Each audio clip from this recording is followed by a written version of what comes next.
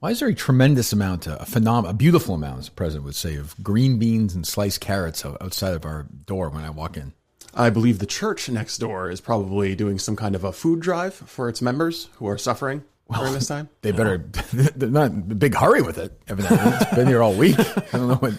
People dying or no? Do you have designs on it? No. I just didn't know. I didn't know if it was some bizarre Minifan that left. No, we could probably take some though. My other theory I'm not a big green beans fan or whatever they are. My other theory is that some of them started listening to the show and they know that Mike is kind of on hard times right now and they're just kind of leaving some food out for him. I see on hard times. Doing well with the stocks. Or trying to get me to eat healthy in general. Oh, that could be true. Turn me down a little bit, would you, Steve? I feel like I'm loud here.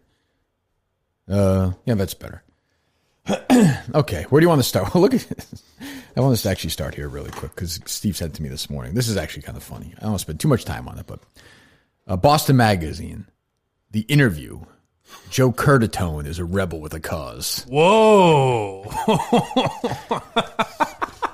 Walking in slow motion. Just a fucking disgusting excuse for journalism. Well, he's leading the fight, the rebellion against prank phone calls, I think, which is where they, which is really an ups. I'll say this, really, who else is taking up that issue? Who else in America right now is suing a prominent, Brandon Walker may say not that prominent, but a prominent media personality for making a prank phone call?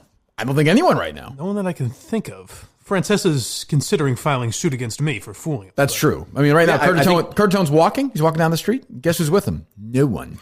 He's walking alone right now. Well, that's what rebels do. Yeah, that's right. That's what the bad boy of Somerville does. Who is this fucking cunt-face reporter? Total vomit.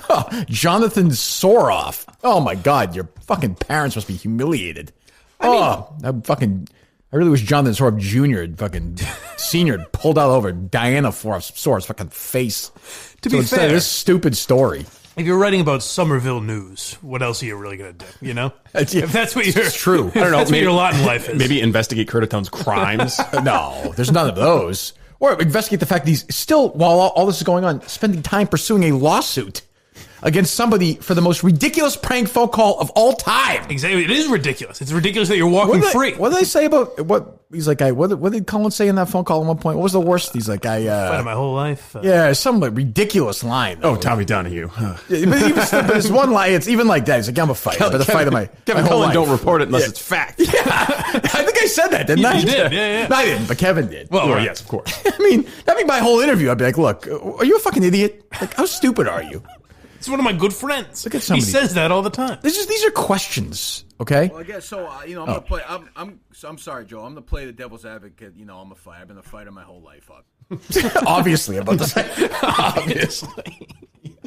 Well, that's true. Kevin is a fighter. Listen to that stupid voice. He's also a rebel. Kevin Two rebels don't report nothing unless it's fact. Is that really true? Do I say that? Jesus Christ. Can two rebels like that be friends? This guy's suing me. I feel like you'd always clash. Colin It's true. and Curtatone Yeah, I don't think we wouldn't be friends.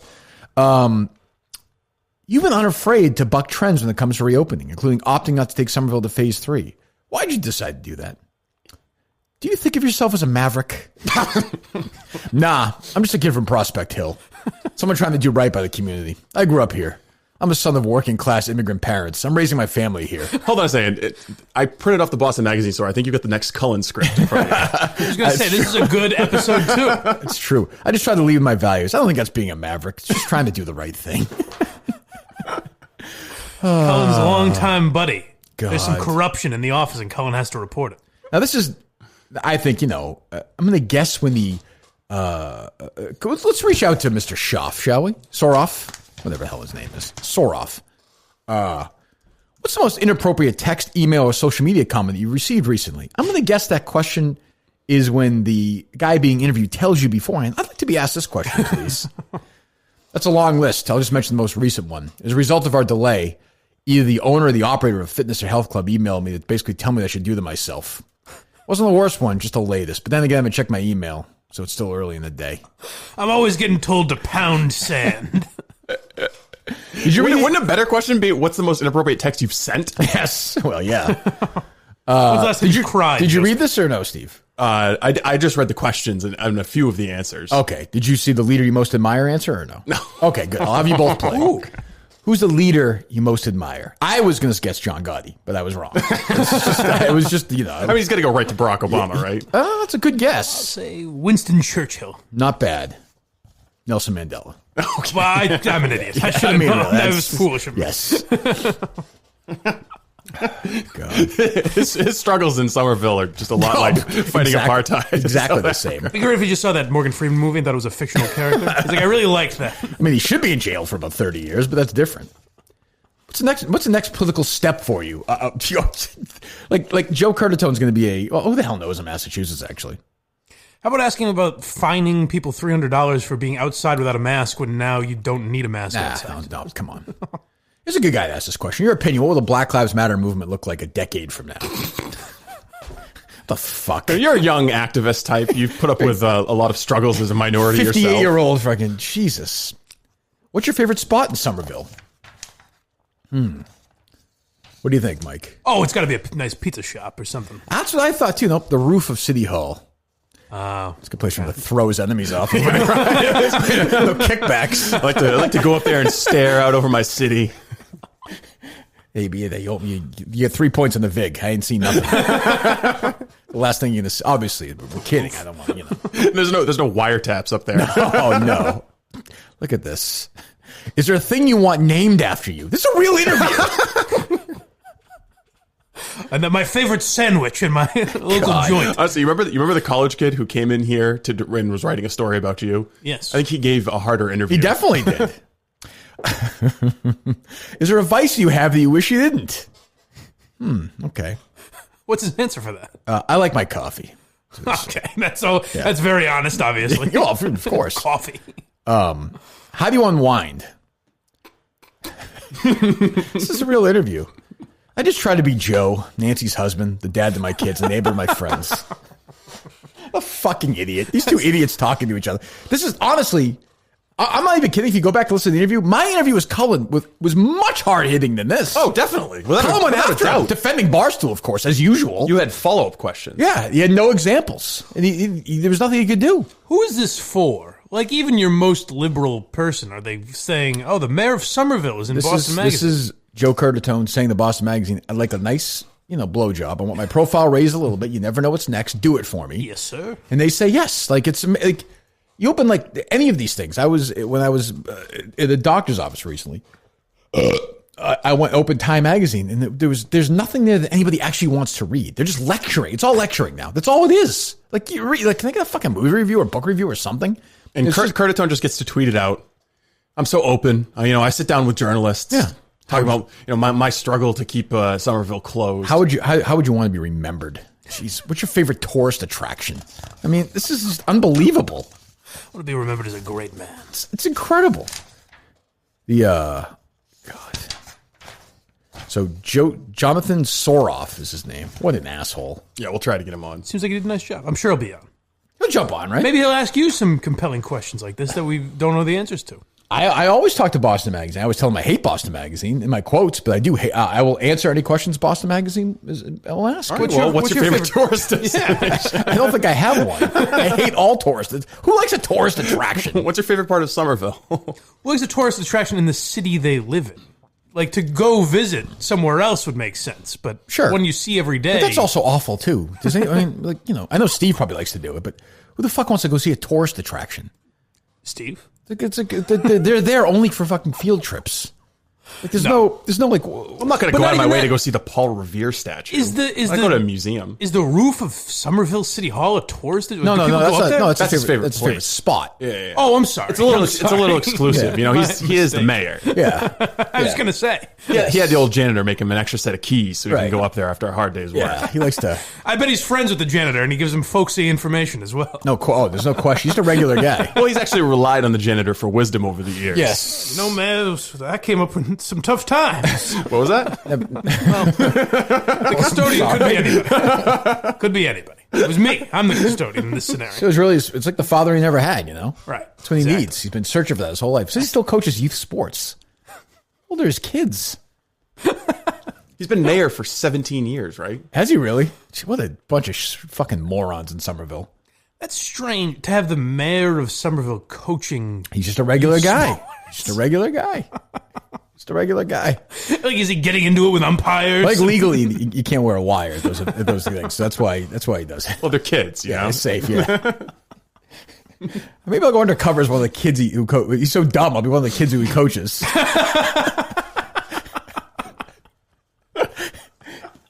Like, yeah, can I play second, Mr. Mayor? Please? Please, I'm trying real hard. The other coach is just, let me see the birth certificate on this kid. I suck. Oh, come on, Mayor Joe, please. Say This is clearly a 12-year-old boy. Give me some grounders after practice, coach, please. This fucking idiot. It's just you're Kevy Cullen. There's no, not even breaking a sweat. Does it bother you? And I'm trying to figure it out. Does it bother you that when I've asked you and Marissa I called and nobody can give a specific when I say how are they racist? How are they sexist? Tough follow-up. See? Who's Marissa? You got names. That's the person who started the whole towel gate from the Herald. Yeah. Oh, right. Who was out of a job now. I don't know how her Patreon's going. It's probably really well, I would think. Sure. By the way, can I tell you the truth? I don't think Kevin Cullen talked to her. What do you mean? But I heard I think he might have lied to Joe there. just heard the recording. Coach Joe. The end of the year, they go up to the rooftop and have pizza. We playing 2 today, Coach? The kid with the worst batting average, Joe just chucks him right off. It's a Somerville tradition. A rebel with how is he a rebel? He's an insanely... you'd be a rebel in Somerville if you were a fucking conservative mayor. Yeah, I was going to say, all the other politicians in Massachusetts are saying, this coronavirus thing isn't real. Like, let's open back up. It's rebellious to commit crimes while you hold office. I would that's imagine. that's speculative on your part. Yeah, Right? Alleged. I'm saying that would be rebellious. Yes, it's not happening, of course. No. I'm looking at his thoughts on the Black Lives Matter a decade from now. What's he think? In an ideal world, shouldn't he say it won't exist because we'll be... Well, but he's saying, fixed. He's saying in your opinion what it would look like. He's a realist. Yeah. Okay. We're not a perfect community. Racism exists in our city, he says. There you go. He's brought in new growth. All the schools are better. Oh. The next political step for you. Jesus. Running for president. Oh, he'll run for Senate. Now, Senate's tough. And when? Get another guy for another 6 years now. He's relatively young in terms of... He'll never make Senate. Well, that's true. That's true. Do you think Joe Curtatone will admit he's cried in the last week? It'd be tough to get him to do that. There's no chance. He's so full of shit. He could come up with it, I'm sure. I know it would be like when I watched Brian's song or some fucking cliche. He'd be like, no, his thing goes, someone told him a story in town. One of his constituents told him about the struggle they're going through, and we held hands and cried together. Oh, shit. Held hands. Well, that's Tuesday, right? The primary? It's Kennedy and Markey? Yes, I believe Monday so. or Tuesday? It must be Tuesday, right? I think. Monday or Tuesday. It's the first. Yeah. That's getting semi-ugly, which I like. Yeah, on both sides it is. Yeah. Which is inevitable. I mean, it's close, right? If you want to argue with a maniac, we could get Shiva in here. No, I'm good. I saw you. I'm all set. Who is Jake Auchincloss? Should I know who that is running for office? Because he has taken a real beating in some of these ads. I don't know who that is. See, Mike's the kind of guy who's influenced heavily by advertisements. Yeah. Like, I've seen a lot of Joe Kennedy ads. I might vote for him. I don't know who Jake Auchincloss is, but I know I'm not voting. I have no for idea. Is he running? Is he running for your seat or something in Congress? Or I have no idea. All I know is the women are against him. We can't let Jake Auchincloss How do you watch a commercial and not know who it is? He's a former Republican operative. That's all they tell me. Who's he running against? No one. The women are against him. No, he's running for Congress. Okay. So it must be you. As a Republican? The congressional district that we're in. Well, I don't want him. I I'm afraid of I him. don't think he's a Republican or no? No. Former Republican operative. Used to be. Oh, now he's a Democrat. Yeah. Oh, is he going to win? That doesn't sound like it from these ads. Just get him on. He looks like he's got a nice family. Say- He's a veteran. What do you say to the women? What happened? It's Jake Auchincloss. The group that's against him is you can support women. That's who you should support. Okay, well, I support him. Yeah, no, he's a Democrat. Yeah. I like that. Like, He wants to end pollution. yeah, fuck that. Not on my watch. Suck my dick, asshole. He wants to champion Brandon Walker would anti-racist say, policy. put your dick in your mouth. Or would he say that? Depends what Who show knows? he's on. I don't know. Yeah, there are two Brandons for sure. Get the dick out of your mouth. Do my best. Meanwhile, he couldn't hear anything we were saying or respond. Well, selectively. Yeah. Yeah. But then he was Captain Tough Guy again when he got off the phone. So I don't know. It's I don't even know. Is this something I have to respond to again? And he respond. Is this gonna go on forever? I mean, I feel like I have no idea, Kirk. Thank you. He was fucking bitched Erica, which he conceded, and he came out there yesterday. It was pathetic. And he's doing this whole thing the end of the day where it's like I'm helping you with listeners. Like But he admitted he was pathetic. I guess. I don't know. All I know is like he does that show with Casey. Is that right? The podcast. Yeah. The number of reviews they have. The Jerry Callahan podcast has more reviews. That's true. Well, I'm sure they do fine. I'm just saying. What he talks about our audience. I don't know. I like Casey. So do I. Yeah, but I like Brandon. Well, I like Brandon and Casey. But I'm just like we were thinking of doing a little thing on this podcast where we have like asshole of the day or jerk off of the week. Hold on. Brandon, take some notes. We'll get there in a second. But I admire Brandon. He's you know what he is? He's the Caucasian, ironically, lunatic who went at our fans for like 6 days. What was his name? The guy who's I think he's been taken off Twitter because he's harassing people. Talib right? Kweli, yes. Yeah. Oh yeah. He doesn't. Mississippi Talib Kweli. Yeah, he doesn't stop. A little bit. But yeah, it's one of these things again where I don't like. Maybe he has numbers I'm not aware of that our podcasts don't do as well as his, and like that doesn't really bother me. I don't know if it's true or not, but I would say we can flip the script if you want. We can both start from scratch. You can come here, do the podcast with Mike and Steve. I can go to New York, get promoted like crazy, and do podcasts about college football and gambling, and see how successful you are, how successful I am. I mean, me and Brendan had a lot of chemistry. Yeah, I mean, but I don't. It might help if everything that you did got tweeted out. But I don't. But that's fine. I don't care. But I know you don't care, but I'm just saying. Well, I know you do. I don't. I think it has been an aspect of course, Mr. Walker's success. But that's great. I know it doesn't bother me at all. But he's a Barstool creation. Like I made my own career. That's the point I was trying. And that's okay. But I don't think he'd deny that. But he's got to. Like I was texting with Dan yesterday. Brandon's got to pick a side. Either I'm talented, or I'm not, or I'm great, or I'm like figure. You got to get a little streamline going here. You know. I think your talent is immeasurable, and I would give anything to have your talent. He doesn't know. Well, it's not impossible because I guess Kevin has done it. But I was going to say it's virtually impossible to continue trashing the Minifans and saying they're worthless and shitty people and all this, and saying that you're this talented guy that he likes. Yeah, but it's very hard to do. It's okay if he doesn't too, but also. Like at some point you got to say, boy, he's got a pretty big fan base. If like I've been arguing with him for 3 weeks, like I don't mean this in a bad way. I said to him yesterday, I haven't heard from one Brandon Walker fan. Yeah, I don't think. I mean, not that he doesn't have fans. He probably does. I know my fans act differently maybe than others, but I don't. I mean, I'm not going to like. We heard all you needed. Brandon Walker. We heard all we needed to hear in the interview yesterday. It was embarrassing, and really, like all you need to know is, everybody that gets called out by you runs and hides. Actually, pushing back is where the content lies. So we have a ball game. That's it. Like he's pretending. That's also like I'm not offended by it. The other thing I will say is, I guess there was audio yesterday where he was saying he was going to have his son on one of these shows, and he was worried the Minifans were going to dump all over his kid or something. Obviously, don't fucking. I actually texted him. I was like, I don't think any Minifans would really do that. I really don't. I think it would be the opposite of pro. I think they would all say the kid's more talented than Brent. Well, I was going to say the kid's been through enough. I mean, his fucking father's Brandon Walker. But secondly, don't do that. I mean, Brandon underneath it, like even like what he did with Erica, I think was a dick move. But his heart was in the right place. Stupid as it is, like I think he knows he fucked up. Do fucking not. Just let his kid do whatever they're doing. Come on, he's a fucking kid. Don't be stupid. And I think the fans understand that. I would assume so. Yeah, but I mean, Brandon can keep doing this. We talked about it. I mean, it's now. I mean, I think we kind of put a stake in him yesterday. Maybe I'm wrong. I don't know. I would knock you out. Right. Well, right.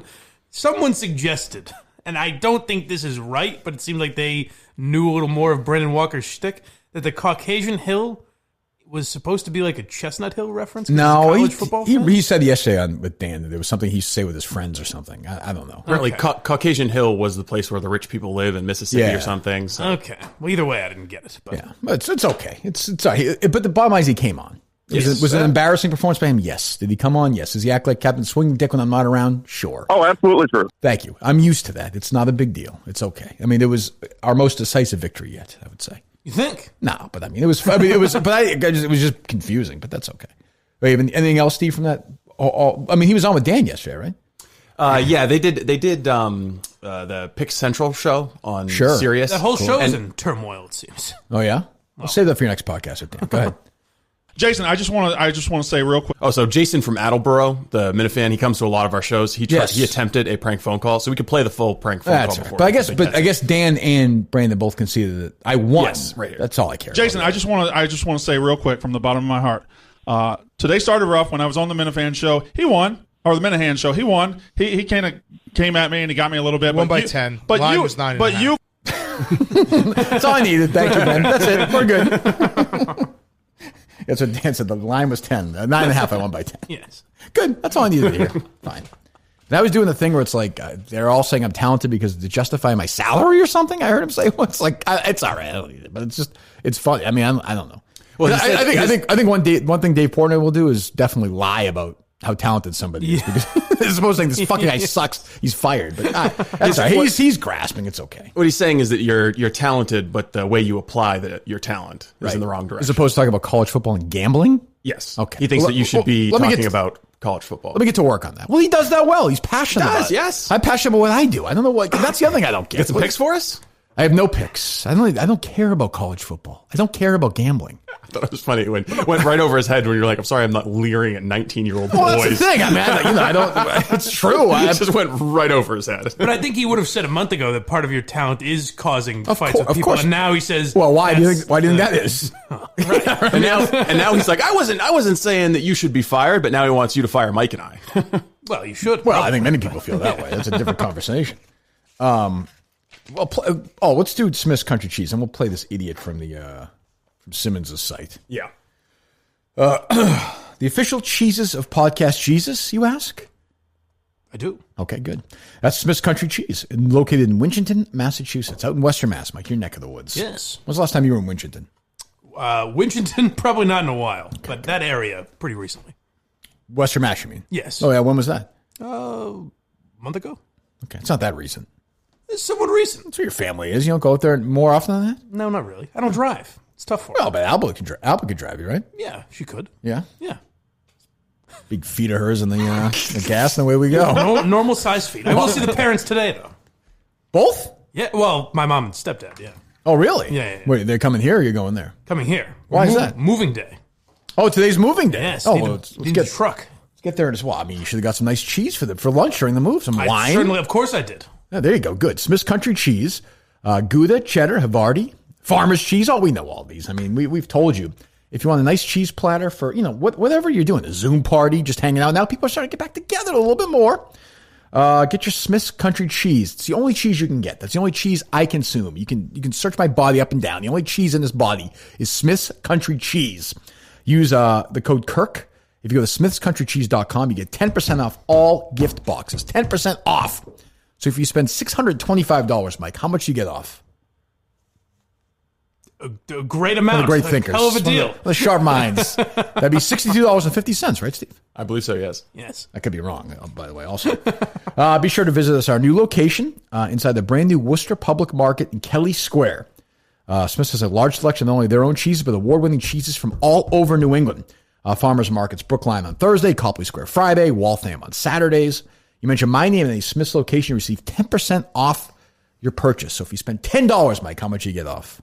$1. Correct the window. Be sure to take a picture on Instagram, KMS, and Smith's Country Cheese while you're there. Smith's Country Cheese, if you're at a local grocery store, Mike, you're walking around there and you say to the guy, yes, Smith's Country Cheese, he says, no, what do you say to him? I grab him by his smock and I say, what the hell are you doing here, pal? Okay, I don't know if in this time in history. I say, you get it to me right now, damn it. Cough in his face. It's a Curtatone way.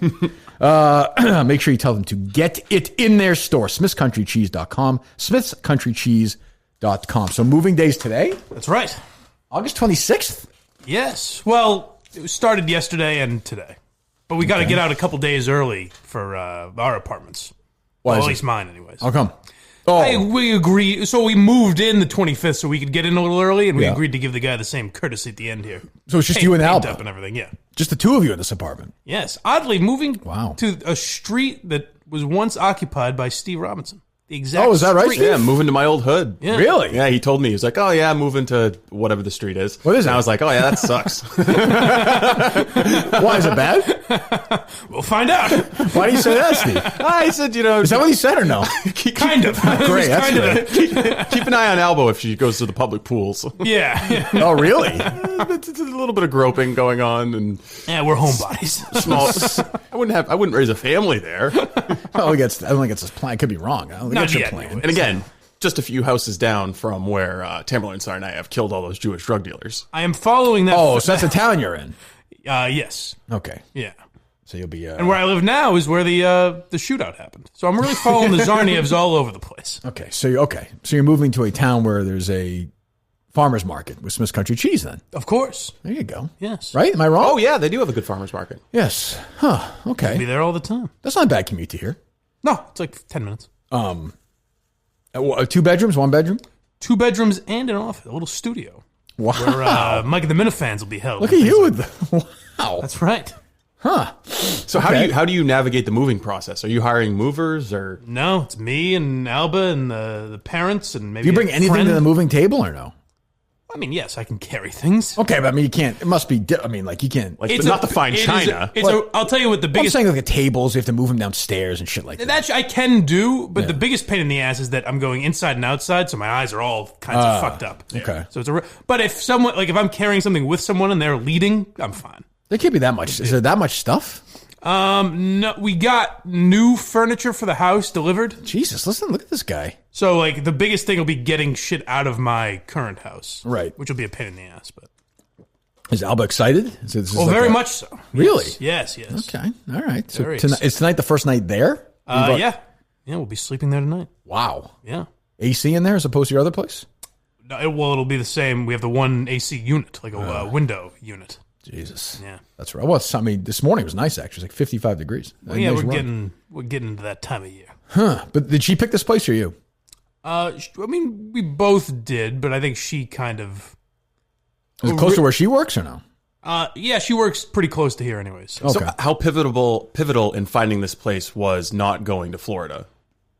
Well, I was there that week, so I guess in that sense, but I think it may have still been available. So. Something happened. Was that the K Marco week or no? Yes. Oh, okay. Yeah. It was Kmart. Yeah, it was a bunch of shit. There always is. I literally did nothing. I came back here and we're fighting with like Turtle Boy and Brandon Walker. I didn't do a thing. Well, And we're exactly. at war. I didn't even get it. Like I don't even understand what happened. Yet again, you're a victim. People coming after No you. kidding. Jesus, it's just unbelievable. I know. And I got Tyreek Hill coming after me now. Like what the hell? you gonna have him I on? don't think he's coming after you. Have Harry interview him. Just the opposite. He seems saddened by He your did. comments. Well, we reached out, right, Steve? Yes, we did. He responded to one of our videos, I guess. Yeah. Which means was he tagged on it or did he just? Yeah, I think he was. Oh, tagged. okay. All right, good must job. have been, yeah. Was that Tommy who did that? Yeah. yeah, And the boy. You should hire him at Barstool. House to Black. I'd like to talk to him. I mean, maybe he's got a good defense. I have no idea. It's possible. I'd be curious about how open he is. Like I don't know if he knew what he was walking into. Well, we'll find out. responding to Maybe that. he's. I mean, I don't know. We're gonna interview him on video. You're gonna be on my lap. Is that a problem? He's Absolutely bouncing not. around. Okay, It good. would be an honor. I'll break your arm. You speak up. Interrupting. Yeah, shut up. Yeah, I was surprised to see that, but good. I mean, I don't know. Yeah, but you asked, right? Yeah. Okay, good. We'll see if he comes on. I also wonder if that was sarcastic or if he's really going to do it. No, I did a little smiley face. Would love to share my story with you. Yeah. Yeah. Imagine he just tells the story like exactly as we think it is. Oh, all right. Well, So he was thank you for your honesty. She was getting a pregnant. little liquor. Well, I mean, the pregnancy story is worse. I mean, who knows? Listen, I will listen to anybody. As I always say, if you come on with us, I'll probably take your side. Yeah. I said that kid could use some discipline. I'm already on his side. Night 2 of the Republican convention, Steve. Any highlights? Yeah, I thought it started off the very good with Republicans embracing the identity politics. Like you have a woman come up who says a prayer for Jason Blake, the guy who was shot in Kenosha, and then you've got the vice president. Jacob? Of Jacob. Sorry, Jacob. Yeah. And then the vice president of Navajo Nation comes up, and then this guy John Ponder, who was I guess he robbed a bank when he was a kid, and then later had a partnership with the FBI agent who arrested him. Yep. Started a nonprofit that works with ex-cons to keep him out of jail and everything. And now the media is doing everything they fucking can to attack this guy. like Ken Vogel from the New York Times is like, this guy runs a nonprofit. Should he really be speaking at an RNC? Well, it's like, what the fuck are we doing? What does that Trump's even mean? pardoning people last night. He's a very emotional night. Ponder's the guy that Pardoned him last night. Very emotional night. And then he's using the White House and the Rose and then the Oval Office. And he's shattering norms. Seems like there's certain members of the media didn't like that. Illegal. He's committing crimes. Let me tell you, friend, have you ever heard about the Hatch Act? Yes. Did you get the sound I sent you or no? Yes, I did. So after last night, George Stephanopoulos and is it Rahm Emanuel? Was he on the two veterans, of course, of the Clinton administration. Emanuel also of Obama. He was Obama's chief of staff. Yes, for the correct. First term. Right. I know, but it's more applicable when you realize the sound of it in a second. But when you think about it, like the three major networks, not what it means what it used to be, obviously, but one of the anchors, like the anchor of ABC's news coverage, is a guy who worked in the Clinton administration. Like, I mean, just imagine flipping that. Like, imagine Sean Spicer being the NBC. It wouldn't be allowed. Yeah, that's about what it is. Or Sean Spicer does have a huge show on Netflix. That's true. I mean, not Newsmax. Yes, but it has all changed because, like, if you could use the Trump example, obviously, but like some that worked for Bush could be on regular news, I would think. Well, Nicole Wallace is. Yeah. But she's not the anchor. Right. Like, she's also totally left wing now. She's completely flipped. But like you look at it, like, you know, there. I say Sean Spicer, but I'm trying to think of although Stephanopoulos for a while was the spokesperson at the White House at the beginning. I mean, I'm trying to think of somebody. He was press secretary. Yeah, I'm trying to think of somebody who had a substantial policy role like he did for, you know, whatever. I mean, pick, you know, whoever. I mean, I guess Steve Bannon's obviously too obvious, but I mean, it would just never happen. And they don't even think about it, like, you know, like Sarah Huckabee Sanders or something. Yeah, I mean, you know, Kellyanne Conway. Right. Kellyanne Conway going like and getting Lawrence a job. O'Donnell has his own show, and all, you know, it's just like it's the difference is these are villains. These are evil villains that we have to fight against. So these two people who worked for Bill Clinton weighed in last night on Trump using the White House for the RNC. Emmanuel, it is a strategy born of necessity here during the COVID crisis, but you and I were both shaking our heads as we were watching that. We served in the White House during a re-election campaign. Unimaginable. Again, there was no COVID then. Unimaginable you could use the White House. I was going to say, in all due respect to putting this on COVID, it's not COVID. This is a president who has always broken the boundaries. He doesn't think the law applies to him. But this isn't what he wanted to do tonight. No. Of course, but given that, does he want 100,000 people chanting Trump 4 more years? Of course, but this is breaking the boundaries of not just a Zoom-like convention. Hold on. Keep in mind, an intern was sucking Bill Clinton's dick in the Oval Office while these two were working for him. Well, it's also breaking some boundaries. I mean, literally, she was in the Oval Office, recorded 9 times, sucking his dick. She was an intern. Such a rape. I mean, really, in my opinion. I mean, really. I mean, you can't use. There's no more power. I mean, I feel like this is kind of an abuse of power. I don't know if that would be rape. Clinton's probably thrown a few rapes in his day, but I don't know if that one. Oh, Clinton's a rapist for sure. But whatever. I mean, the power dynamic makes it inappropriate. I guess we can call it sexual misconduct in the Oval Office of the highest order. Yeah, of the highest order. Rape? No, fine. But whatever it is, I would say used his influence strongly inside that. I'd say to me that's a little more offensive than Donald Trump having some fucking infomercial. And where do you want him to have it? I think. At least Stephanopoulos was kind of like, well, what's he supposed to do? Like, I mean, like, where would you like him to have it? If this is what their criticism amounts to, then they don't really have much. Right. I mean, I'm fine with you want to have him do it because we're pretending this building is so special. Building again, where an intern went in and sucked your boss's cock. Not even that. He shoved a fucking cigar in her vagina in that. Am I right? Yes. While he was on the phone with fucking world leaders. I'm sure Stephanopoulos would prefer that they were just renting out rooms in the White House to donors who cut checks for $50,000 to the RNC. But I mean, like, you want to do it like where? To Marriott across the street? Does it? I mean, great. Yeah. What does that do? Oh, so no, it doesn't break the law. That's what it does, pal. If you went to Mar-a-Lago and did it, they'd be like, "Oh, he's giving money to himself. He's self-dealing." Yeah, just the hypocrisy of those two idiots. I mean, it just made me laugh. I don't know. I thought the having Nicholas Sandman on was pretty good, and the coverage of it has been just gross. Sandman was excellent.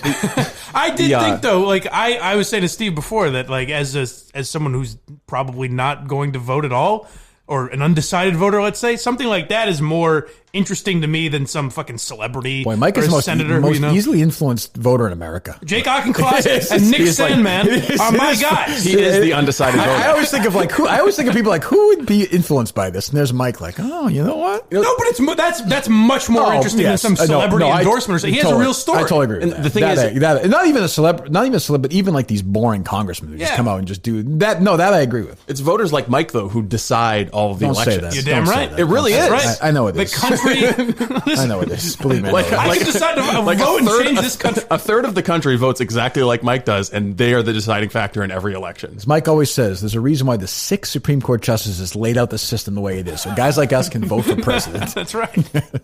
I know. I mean, so we're going to vote for right now if the election were today, Mike. No one. If I had to vote. Okay, we'll play the game out. We'll play the game. Yeah. Complete tie. It's like that terrible Kevin Costner movie, Swing Vote. Yeah. Your vote, Mike Geary's vote, decides who the president of the United States is. Who do you vote for? Trump. Okay, well, I know we're canceled. get rid of that. Listen, I got a few bucks in the stock market now. That's true. I got to vote the right way, baby. I actually think both now would be amusing either way because Yeah. Biden is so lost. Like that would actually be comical. Kamala Harris as a president scares me. That She's would an be- authoritarian. She just doesn't seem like she's very friendly to the libertarian worldview. I will say this though, she is smart. I always go for smart. She's not dumb. Oh, I bet she's not dumb. How weird will it be? She's not dumb. She's not dumb. Have you seen her answering the questions when she isn't prepared, when she doesn't have notes in front of her? Yeah, but she just cackles and says that's a distraction. She's dumb. She's conniving. She's not dumb. She's not dumb. Well, conniving is not dumb. I think she's conniving in a Willie Brown kind of way. Why? Because she was dating him once. For not for a very Did long period of time. Call her It like a was huge- prostitute last week or something? Yeah, I think so. An asshole. How fun How'd will that it be? How'd that lunch taste? When you were to you? How fun will it be for this show though? If Biden does win and then dies on like November 18th or something, God. and it's just and the media will never find any conspiracy. No, it'd be like the movie Dave. Like they would be fine. They could honestly bring in like a Biden lookalike, and the media would not say what's happening. It would be like a bad lookalike. It'd be like 48. He's got brown hair. Yeah. It'd be like it'd be like fucking 4'8" or something, and they'd be like, oh, but Biden looks great. I'm not gonna lie. There was a part of me when he was giving his DNC acceptance speech. I was looking at the video real close, like, is that Biden? I think it was him. They bring in a robot. Those fake choppers were definitely his. But yeah, I'm leaning toward Trump now myself. All right. Wow, big news. I know. I'm not saying I'm going to vote for him. I don't want to vote for either one of them. But this libertarian candidate, even by libertarian standards, is whacked. So I don't know. I would like Trump to win because he makes people I don't like upset. I agree. I want Trump. I want Trump to win so I can watch MSNBC again, like I did 4 years ago that night. It's just wonderful. It's wonderful to watch. And Donnie Jr.'s our guy. We're always hanging and that's true. Shooting the It's good, shit with it's him. a good You know, point. It's a good point. I never yeah, thought he's of our it that buddy. way. And I will say, I mean, we pointed out yesterday, but the trend continues last night. All these major Democrat cities setting themselves on fire and having riots and screaming at people who are eating at a restaurant outside because they don't want to. And then the media hypocrisy. They would complain about COVID transmission if it was a reopening protest or Did you something see like that. This one restaurant was completely fucking screaming. ignore it. One of them is a Deadspin writer. This asshole. They're screaming at these people who will not raise their fist for Black Lives Matter. Yeah. This one woman just wouldn't do it, and they're fucking screaming at her.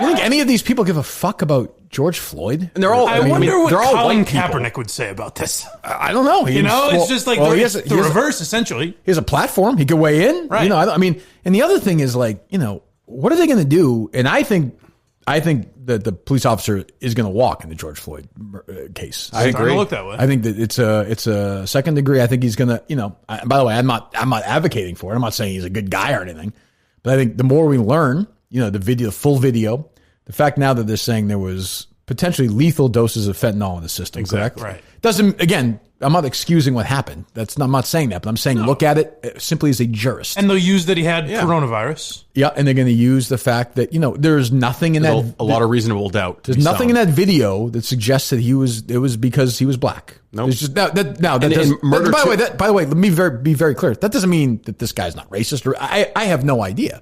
But, this isn't murder too, which is you got to make this stick. And they have to prove intent to kill, right? Correct. And also, like, being a dick as a cop, that's not murder too. You know, being an asshole, using the wrong takedown restraint techniques. Now, I will say the thing that's sort of hanging over everything is, first of all, there's no way you're going to get any juror who doesn't know about this case. That's impossible.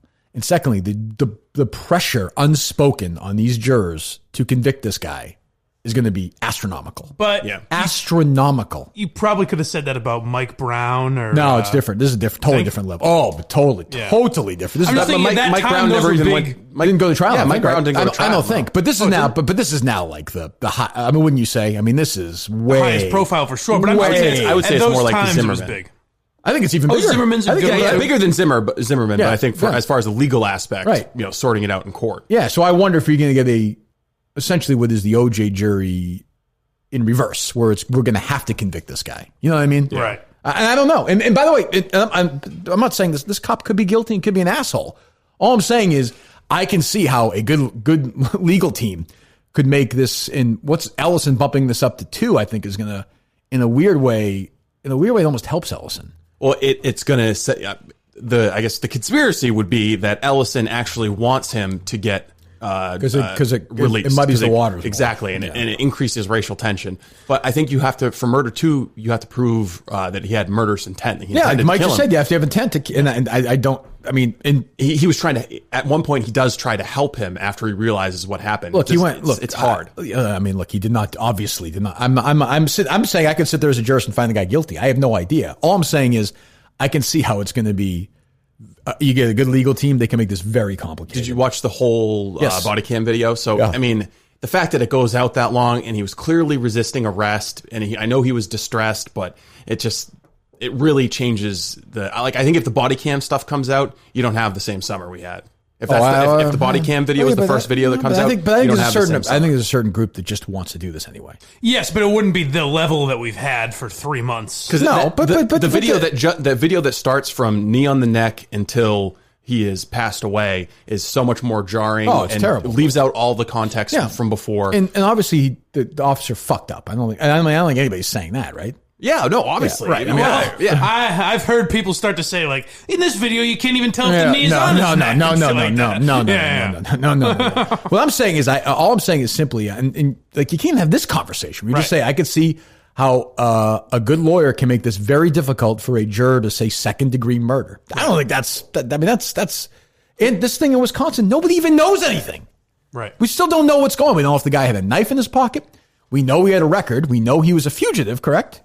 Yes, but I mean, having a record isn't life sentence. No, of course not. Of course not. But I'm saying you got shot. It's relevant. Yeah. I'm just saying we don't know all the facts, and there's this sort of desire to jump ahead of it. I mean, they're talking about protesting, not playing playoff games in the NBA over this. Right. I mean, and we don't. And by the way, the cops may have turned out to be total assholes, and if they go to jail for the rest of their lives for that, great. But we don't know everything yet. There's this desire to, convict, guilty, evil. Black men being hunted, fine, okay.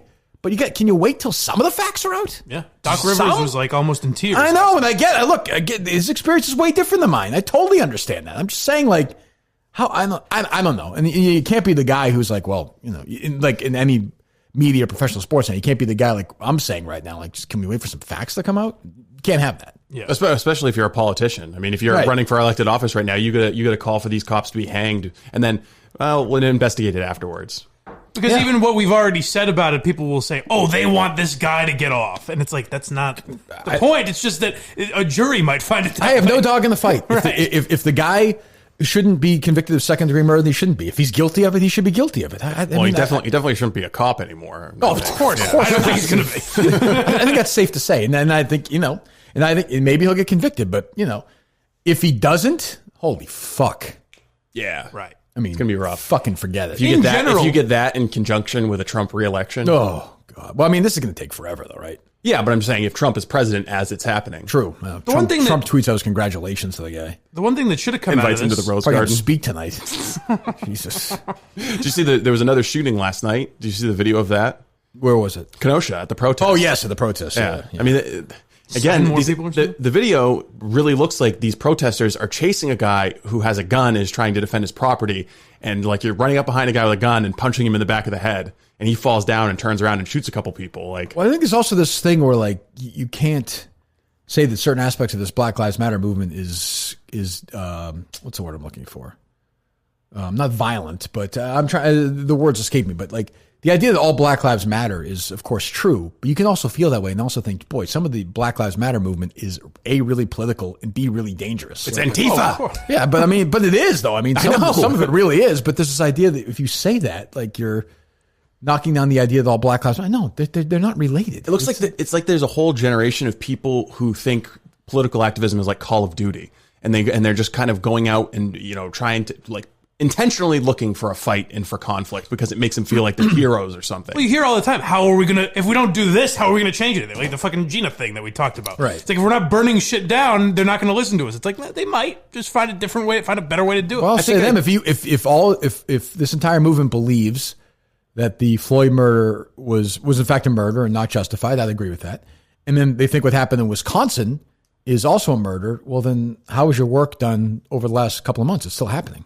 Right. So maybe you should try a different tact. I mean, I think obviously it's not stopping if that's what you think. Right.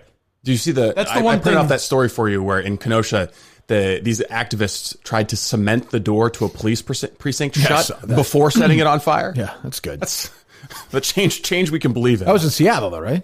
Was it? I thought it was. No. Yeah. I don't know. Yeah. The story is in front of you, but I mean, it's happening in all of these major cities. It's like they also don't understand. This is how you make Trump voters. Like you're in Wisconsin, a hugely pivotal swing state, and you're just minting new Trump voters every single night. Right. That's a state that Trump wasn't supposed to win, and he won 4 years ago. Yeah, and and again, we're setting it up where maybe he's not supposed to win Wisconsin. No, but he's going to win. Keep shouting at diners outside restaurants, telling them they have to raise their fists, and we'll see if you guys can improve his odds. I mean, most Americans, I know people don't want to hear this. Most Americans think police officers are trying to do the best they can. Yeah, by and large, and I know, but the Democrats have allowed that 16% of the people who don't think that to completely run their party, and that's going to be their death knell. The most annoying thing about the whole thing is they have a point. Like, your gun shouldn't be taken out just because someone's resisting arrest necessarily. I don't think. No, I don't either. I don't think that should be a go-to thing. I agree. No, I think so there's a point. There's policy to be made. changes that need to happen for sure. I'm willing. I'm happy to have those conversations. But if I will say this, if you say to somebody, get your hands out of your pocket, or and they keep reaching back in. Or they keep going, at some point you got to say, well, what are you doing? Like, what's a cop's, it's easy for us to say. We're not afraid that we're going to get fucking shot all the time. That's true too. Now, I could say, the same could be said for the other side, for all the black people. I don't understand their experience either. But try being a cop. And I know it's hard to take the cop side in the argument now. It's like, it's almost taboo, but Jesus Christ. Well, I'm on the cop side. I'm just saying in general society now. Yeah. But if you're resisting arrest, that doesn't mean you should be fucking killed. Of course not. Yeah. No, absolutely not. No. And like I said, this Wisconsin thing still seems confusing to me. And if it turns out they shot this guy in the back 7 times with no justification, then fucking put him in jail for 3,000 years. I'm the first one to make that case. No question. Like, my first takeaway from the Floyd body cam footage was like the first 30 seconds when he goes up to do the traffic stop, and you can just see the fear in Floyd's eyes, where he's just like, I don't want to get shot. I don't want to get shot. I don't want to get shot. And immediately the guy's gun comes out and is right in his face. And it's like, maybe if there was just like 1 or 2 minutes more of understanding, this guy wouldn't have been scared. On the other hand, they'll argue, well, he was so pumped full of drugs, he had an unreasonable fear. Right. I know. But I mean, he was in the back of the police car saying he couldn't breathe either. And I can get that. I get that. Right. That could be claustrophobic. I totally get it. No, it's awful to watch. I fucking feel terrible watching it. I'm just saying that I can see how a jury's that could be, if it's played right, a very difficult case. Very difficult. Yeah, it can be both. It can be not murder too, and a guy who clearly shouldn't be a cop, and a guy that should not have died. Totally unjustified kill. Of course, yeah. But listen, we live in Boston, right, Steve? So what do we know? We can taste it in our food. Can we not? The racism or no? Of course we would have the opinions that we have. Who is this? So this is a guy named Tyler Tynes, and he does the NBA podcast for The Ringer. For The Ringer. For Bill's Simmons The Ringer. Yes. Okay, we asked Mr. Tynes on or no? Yes, he did not respond to that. He did not respond? No. So this is him talking about... He's talking about the 76ers, and he's criticizing, the organization. It's a very, like... The 70 Sweepters. Yes, If you know what I'm bounced. saying, They're in yes. turmoil now. It's a Sporty McKenzie type conversation that they're Doesn't having. sound like it. And then so he gets around to talking about how, the 76ers just got their ass kicked by They the fired the Celtics. coach, right? Damn right. Go C's. They fire that guy or Brett Brown or no? Yes. And then so in his See you later, buddy. You know what I'm That's saying? right, buddy. Thank you. as part of his analysis of the 76ers, he has something to say about Boston. Good. Let's hear it. It's really hard to me to think that you can bring a coach in here who most likely has to be a veteran and convince this squad, this demoralized team off of 4 bounces from Kawhi Leonard and off of an absolute shellacking from a team whose mascot is really just a colloquial ode to white supremacy. Hold on. And Wait, what? Hold on. He's talking about the Irish guy Lucky. Yeah. with the basketball, whatever it is. Yeah. Okay. What is that colloquial? What is it? Ode to white supremacy? mascot is really just a colloquial ode to white supremacy. A colloquial ode Okay. to white supremacy, I believe. Okay. All right. Interesting. Okay. And heard the about the head Redskins, coach is the 6,000th most athletic person in the state of Indiana. Like, you are losing to a city who you can taste the racism in their food. That is an indictment on everything you stand for as a Philadelphian. And so, Hold on. Okay. So I know. Is he kidding or no? No, right? It does not sound like he's kidding. It's, to be fair, it adds a nice kick that you don't usually get in other cities. That's definitely true. There's a nice if you go to Regina's or something, there is a little there's something special. I would just ask him if we ever had him on. So he's saying Brad Stevens is the 6,000th most athletic person in Indiana, right? Mm-hmm. Okay. So he's talking race about Boston being racist. So Brad Stevens played college basketball. He's a college basketball player. Right. And he used multiple times all conference in his basketball. He's a college basketball player. Right. So why do you think this guy says that Brad Stevens isn't athletic? I imagine he's more of a cerebral player. Oh, okay. I mean, who's the racist out of curiosity? Like what? Yes, he was a great passer. Brad Stevens was not, is not Larry Bird. It was not Michael Jordan, but he played at DePaul University, which is smaller, but was an all-conference college basketball player. So I'm going to guess, I don't know, Tyler. I'm going to guess Brad Stevens is a better athlete than he is. But why would he say that? I wonder. I do wonder why that would be. That's interesting. And Maybe we could taste it. Give him service. And what do you mean? What does it mean you could taste the racism in the food? What does that even mean? I'm more stuck on this idea that the Celtics mascot is an ode to white supremacy because it's not. I mean, the Irish weren't enslaved for many years, but they didn't exactly have it great in America. Yeah, when you don't think they came over? If it's offensive and they to also anyone, weren't regarded as they weren't regarded as white for Irish need not centuries. apply. They weren't even considered white people for centuries. Well, it just doesn't even. It's just fucking stupid mask. It's not like it's whatever. Yeah, I don't think the logo's offensive, but if it's offensive to anyone, it would be Irish people. I'm offended by it. Yeah, as an Irish man, I Yes, am. you should be. I'm very. You got that hot temper. God, let me hear this idiot again. I mean, Jesus Christ, what is Simmons running? who most likely has to be a veteran, and convince this squad, this demoralized team off of 4 bounces from Kawhi Leonard and off of an absolute shellacking from a team whose mascot is really just a colloquial ode to white supremacy. And the head coach is the 6,000th most athletic person in the state of Indiana. Like, you are losing to a city who you can taste the racism in their food. That is an indictment on everything you stand for as a Philadelphian. And so a culture change.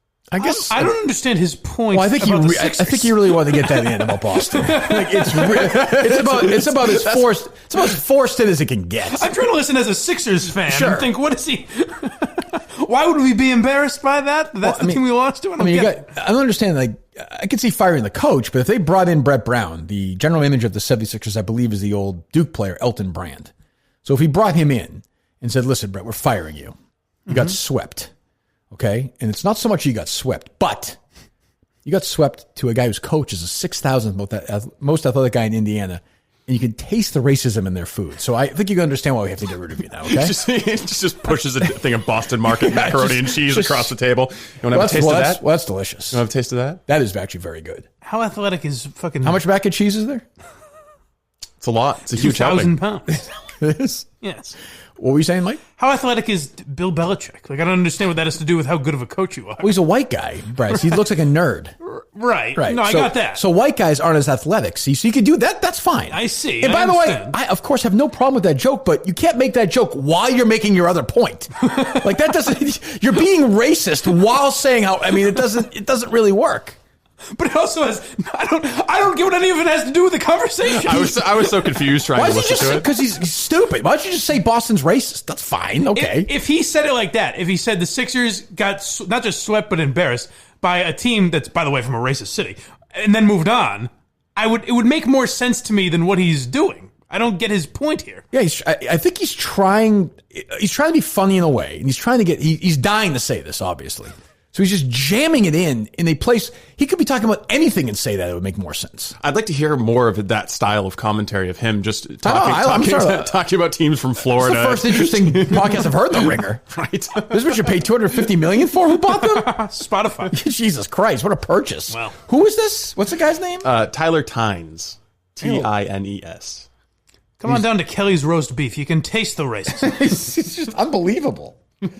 Tyler, what is the last name? Mamma Mia's. Mamma Mia's. You know what? He might be right. He might be onto something, unfortunately.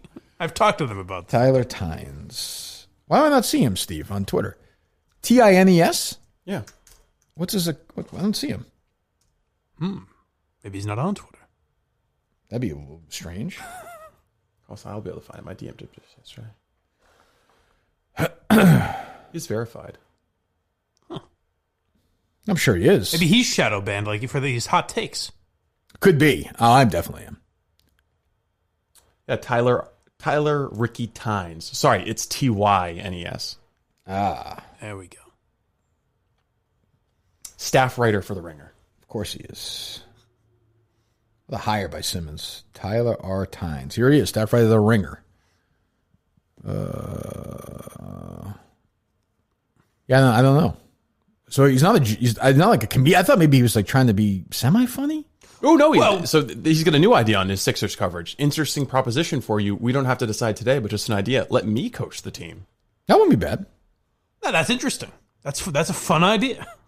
The entire idea of police, from its essence to how it's reckoned within our cinema and athletics, positions at the center of American culture. It was made protect white wealth at the expense of black people, a ravaging racist terror in our lives. Last work on The Ringer. But I don't even really care if that's his of course opinion. No, absolutely it's not. the way he's weaving it into this conversation that I can't fathom how he got there. You think it's forced? Slightly. Just you're right. I mean, just like I don't know, understand. But like the racism and I think it's a joke. It's weird. I don't get it.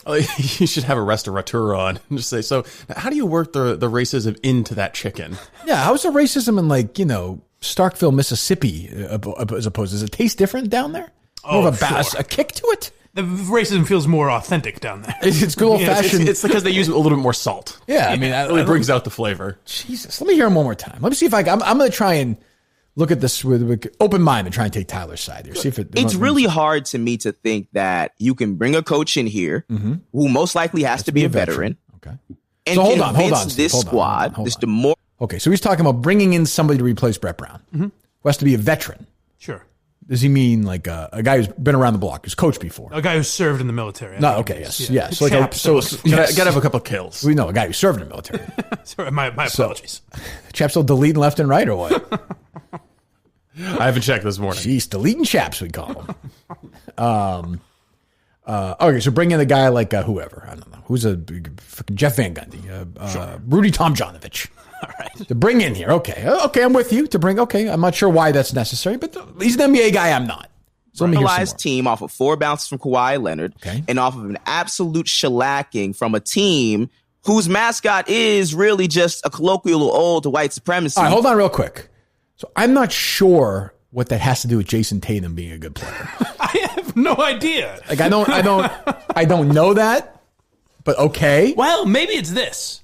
Maybe guys like Tatum are inspired to play well because they've got a white supremacist watching them on the court at all times. Oh, it angers them. Maybe that's it. Could Maybe be that's it. what he's saying. Yes, because I mean, I would not think of that as a particularly offensive logo. And if anybody should be offended by it, it's me. And I am not offended by it.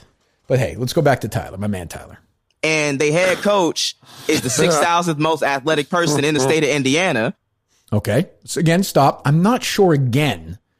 Unless I have not watched. Harry and I watch a little NBA now because he's kind of into it. There's not a part of the game that I've missed yet with this whole new bubble stuff where the coaches play, right? Yeah, the coaches are taking the free throws. Okay, they're not. So I'm not seeing. So the fact that he's again a collegiate basketball player, if he's not as good as these other guys, that's not really a factor, is it? Well, if the Sixers are hiring a coach, they would say certainly we can find someone more athletic than Brad Stevens. Maybe not as good at coach. Because that's just. I mean, I don't mean to talk about their search process. I'm sure they'll do a fine job. Is that what they should be looking for? I wouldn't think so. It's a high athletic level from their head coach? Well, the Ringer is a pretty respected, if nothing else, basketball outlet. So I would think I would trust this guy. You gonna hire like Carl Lewis?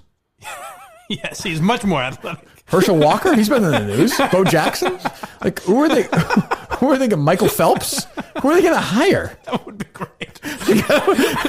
We are putting out a search for the most athletic man in America. Like, I don't really understand. Or woman.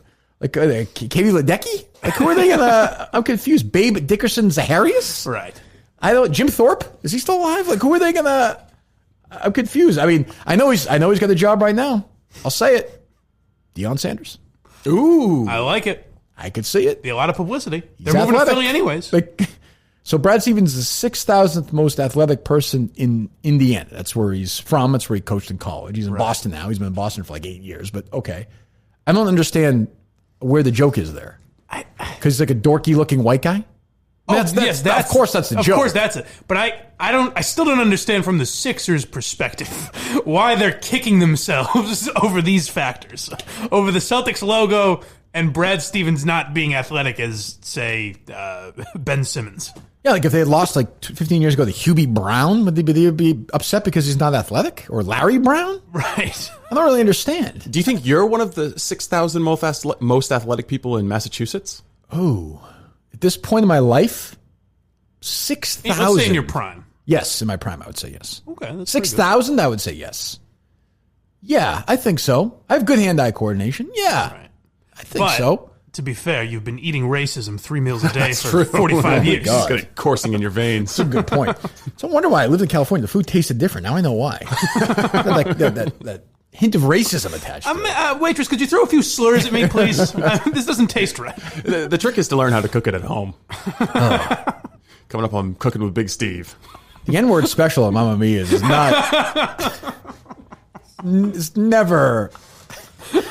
Well, always an uncomfortable order on a Wednesday. I want to say what's in there, but... No, you don't. Oh, my God. But again, we're judging with Tyler. Let me hear the rest from Tyler here. Like, you are losing to a city who you can taste the racism in their food. That is an indictment on everything you stand for as a Philadelphian. And so, a culture change has to happen. By the way, Philadelphia is not known for their warm and fuzzy, embrace all kinds attitude, as far as I know. I guess the theory is maybe that a racist city should not have a team that's good at basketball. I mean, I don't know. Is Boston any more or less racist than Philadelphia? I mean, if you really want to get into this big conversation, that's what I'm wondering. I don't know. I mean, maybe it's also like what I don't want to get into the whole proof thing with this dummy, but I mean, it's just like, this is what Simmons is fucking paying these guys to say.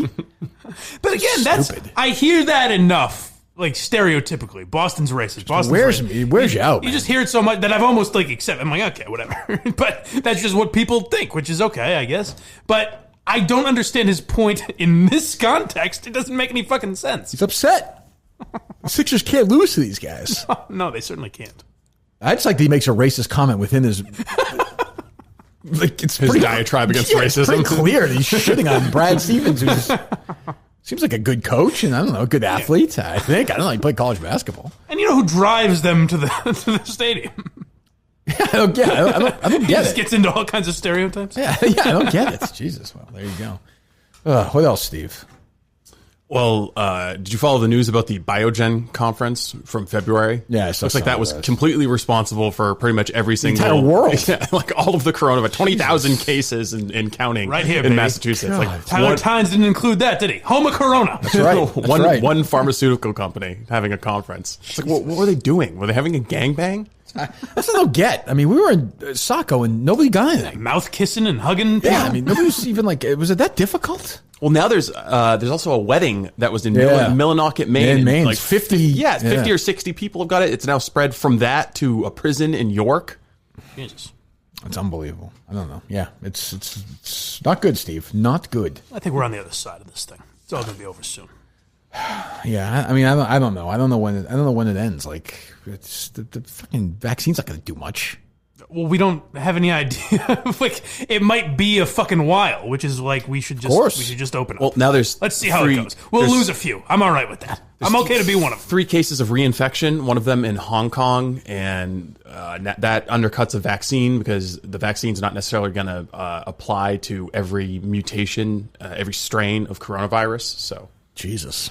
Not good. Not good. Two hurricanes coming for the Gulf Coast. Yeah. Should be fun. Good. We'll open up the phones for a few minutes, and we'll get out of here. Let me talk about Milton's while you do that, Steve. Milton's, the store for men. The biggest sale ever right now going on. Back open and back on the Kirk Minahan Show. Celebrating their stores being open with the biggest sale ever. You'll save up to 75% off and more. If you live in New England, you must make the trip to one of their stores to see all the deals they have right now. If you're outside New England, very simple. Go to Miltons.com. Miltons.com to get the very best deals on Michael Kors, Calvin Klein, Ralph Lauren, Hugo Boss. They're all on sale. All shoes, 15% off. All underwear, 25% off. Even your favorite sportswear brands like Tommy Bahama, Johnny O, Vineyard Vines are on sale. They are included, in fact, in the sale. Go to one of their stores, South Shore Plaza, Braintree, Chestnut Hill Square, Chestnut Hill. If you want to shop online, go to Miltons.com. Check out their biggest sale ever page. At Miltons, you'll be as comfortable in our stores as you'll be in our clothes. South Shore Plaza, Braintree, Chestnut Hill Square, Chestnut Hill. Or go online, Minifans, right now for all your clothing needs to Miltons.com. I've also heard phenomenal deals on some winter stuff there. Oh, good. The Warthog said he got a very nice jacket for an incredible price. That's too bad. I'm saying they dress all kinds. Yeah, I'm sorry. Even if you're as low as the Warthog, they'll do you right, is what I'm saying. We'll speak to Bill and make sure that he has to pay full price next time. Be banned, That's necessary. He didn't bring that girlfriend in there, did he? No, of course not. He would never do that. Jesus. Deal on masks. What does that mean? I don't know. Who knows? She seemed very nice, I have to say. She is very nice. Yes. Kim, right? Sure. I don't know. Whatever. I don't think I met her. She seemed nice enough. Very nice. They seem to be having a good time at the show. Yes, I'm sure you could tell. But they're very exuberant people. Ugh, she was hammered. No, not at all. She was. I don't think she does drink. Oh, I don't think she drinks. She had fucking blow all over her nose. Okay. Well. There's one more child conceived at the night of the Saco shows. It's possible. Get some in the nostril, honey. It's not that difficult. Well, when you're partying that pounds of it. Jesus. Can't bring any freaking frozen pizza. He's got more Coke there. Like a line all the way from Maine to Massachusetts. That's what Mamma Mia's is really about. You know? Is that right? Who knows? I know Len Bias enjoyed his last meal there. Big draft day celebration. I know. It's the first time he ever tried. Yeah, it was the first pizza he ever had. All right, they load up, Steve? They are. All right. Good morning. You're up first. We'll take a few calls here. Hey, good morning, Kirk. Welcome back. Uh-huh. Hello? Yes, you can speak. Go ahead. Oh, sorry. That's okay. Just a quick question for Mike, actually. Yo. Sure. What's your thoughts on Jim Norton and ever getting him on your comedy podcast? I mean, I'd love to have him on, but booking him would seem difficult. But yeah, I'm a big fan of his. I think that'd be good if you could ever get him on. I agree with you. Thank you. Yeah, I got another question. The thoughts on Dave Chappelle. Why don't you ever try to book Chappelle? It's weird. He's not getting back to me. He doesn't respond to my texts anymore. Well, Jim Norton's not as big as Dave Chappelle. No, but he is pretty big. Yeah. It's not the Wilbur, but yeah. He was there. Yeah, he's supposed to be. No, he's good. He's great. Tremendous talent. Tremendous talent. Could have asked Mike these questions last night. I mean, you guys were begging for phone calls. Not at all. That was okay? Went well? Me and Steve could have talked I didn't see much of it. It went good? Yeah. That's good. Okay. We buried Last Resort. Said goodbye. It's a shame. Unless two other ladies want to join me. No, let's not worry about that. All right. Let's find something else to do. Hello. Miss Kirk, it's me, young Baron. Oh, hey, Baron. How's Baron. how's the convention going? Oh, well, I try to stay away from those things. They're a little dramatic for me. Oh, okay. As you know, I'm not a big fan of my father, the president. I do like to lay low. I do want to thank you for the 3-week vacation you took me and Harry on. We had a great time. It was fun. It was fun. We got to see some of the Antifa action going on. It's great to work alongside some of the undercover cops. So I just do want to thank you once again. And I wish you'd mention that publicly, but yeah. And I want you to know my father, he's been in touch with the company Beyblades, and we're actually going to be making a Kirk Minahan Beyblade. Oh, wow. Again. And Kirk, please take care of yourself, please. I really enjoy hearing you on the radio. Thank you. I'm on the radio, but thank you, Baron. It's okay. Thank you. Well, please don't be snarky with the son of the president. I'm sorry. That's true. You're right. You're right, Baron. I apologize. So I'm sorry, Mr. Trump. Thank you. It's amazing how much he takes Thank after you very his much. father. Take care, Kirk. Thank you, Baron. Thank you, Baron. My own Beyblade. That's Spitting exciting. image. He's now taller than the president. Barry is tall, huh? Is he speaking tonight? Yes. I don't think No? so. No. Every other Trump is speaking. I don't know. Probably that niece speaking soon enough at this point. As far as that book went away. You know, there's a lot of hot items in there. Was it 1 week that people talked about She even had recordings of his sister, who's the judge. Yeah, right. I guess the big scoop was that Trump might have had someone take his SATs, but it's like, oh, okay. Of course. Like, I'm sure that happened. I am stunned. I am stunned. What if these people realize nothing will stick? It doesn't matter. Like somebody who was wealthy might have bent the rules to get into college. Wow. It'd be great if he just started admitting. He's like, yeah, I did that. Who cares? I always say it's the Trump thing to me when I didn't realize it.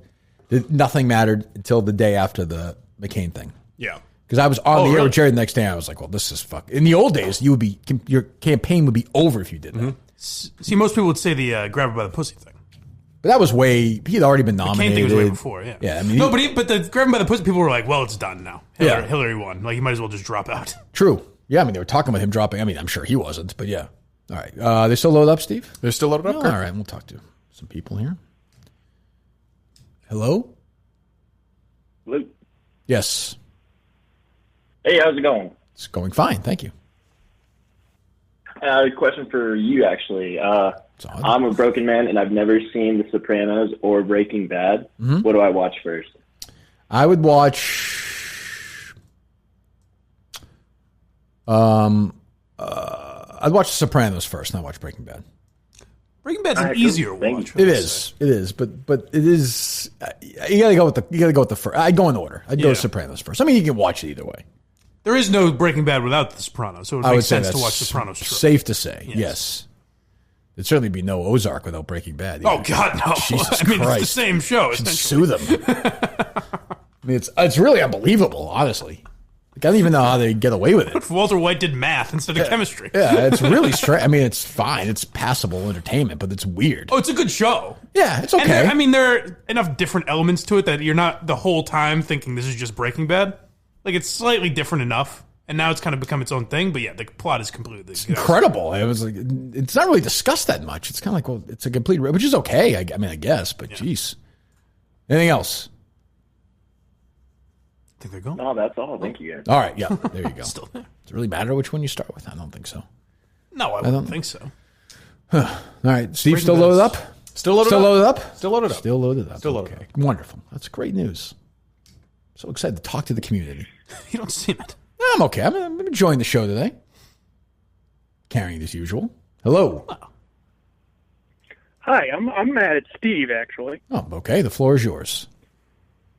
Well, I was called boring on Monday, and by you and others, but I stand by that. I am pretty boring. But I have a problem with Steve. Who are you? I don't know who you are. This is the Blind Owl. Oh, God. Okay. You think you're on just a voice basis with us now? I like this guy. He's getting a little big for his James Earl Jones. I don't think I know your voice on, Go ahead. So fucking Steve comes in here saying I'm boring. Well, he's over there sucking the dick of the Republican Party and talking about Bitcoin and all this bullshit he's been spewing. So, Steve, you're calling me boring?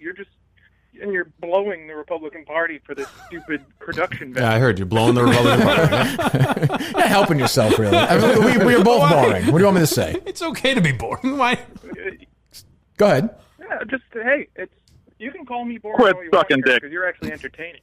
Who's entertaining? So Steve, you are. Okay, I thought you were talking to Mike. Jesus. Yeah, go ahead.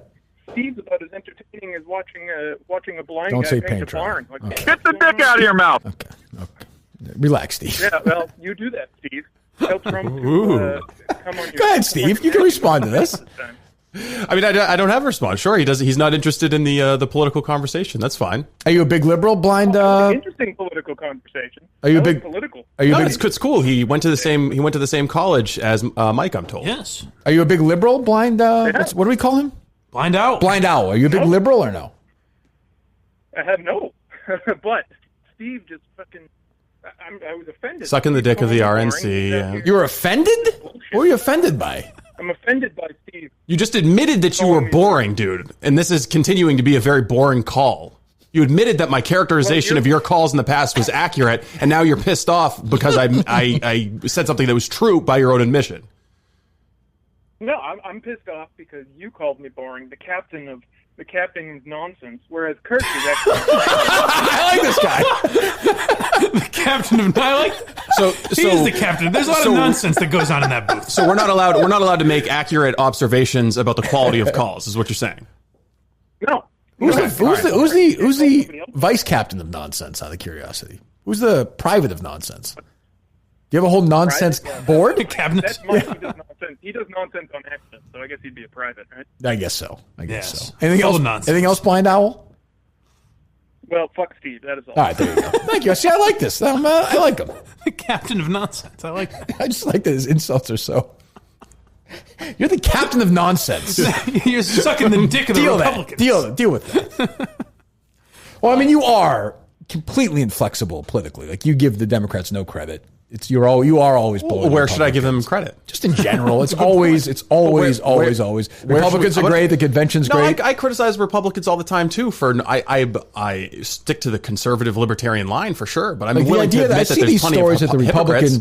I was talking shit about Falwell and raising the fact that Michael Cohen might have gotten blackmail on him to conspire for an endorsement of Trump. I see the Republicans are jerking each other off because their TV ratings are higher. It's a bunch of fucking old people. That's what the Republican Party is. Actually, that doesn't surprise me. I think think their radio ratings are good. I think I misspoke yesterday because there were the initial C-SPAN online ratings were so much higher, but apparently the TV ratings aren't really that great. There you go. So you want to apologize? DNC? Yes. Okay, a rare S.E. Robinson correction. There you go. Well, I appreciate your being forthright. Yeah. Well, captain of nonsense. Got to live up to it. You are now the captain of nonsense. Steve Robinson, Captain Nonsense. I like that. It's not that weird that he would get anything wrong because there's a lot of nonsense going on. That's true. He's pissing in bottles back there, all kinds of silliness. I like that. True. Captain Nonsense. By the way, there is not the Minifans suck. There's not a Caucasian Hill parody song?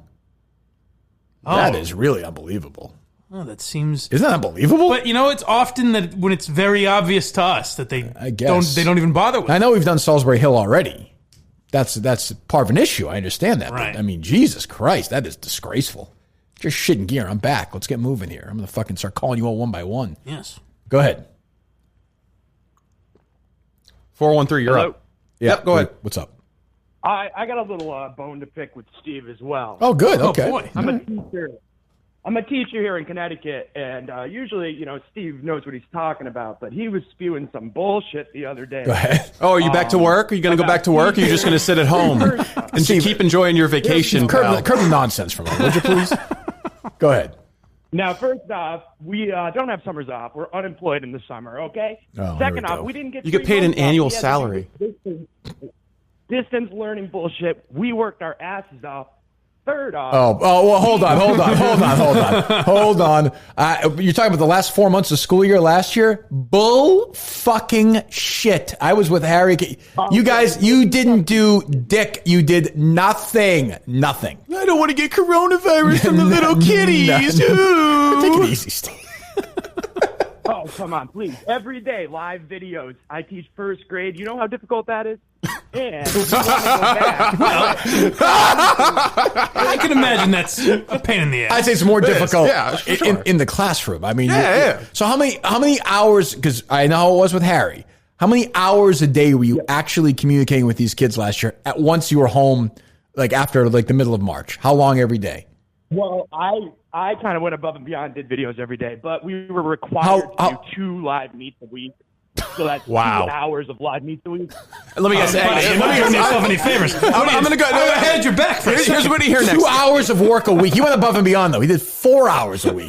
Every year you spend $400 of your own money on crayons too, right? Yeah, well, that's not right. I agree that's not right. So go ahead. Continue. And we don't want to do this again. I don't want to do this distance learning thing, and the teachers are on board with me. Yes, there are some lazy teachers, and you're probably right, but you're painting with a broad brush here. I want to go back. This is a nightmare having to do this again.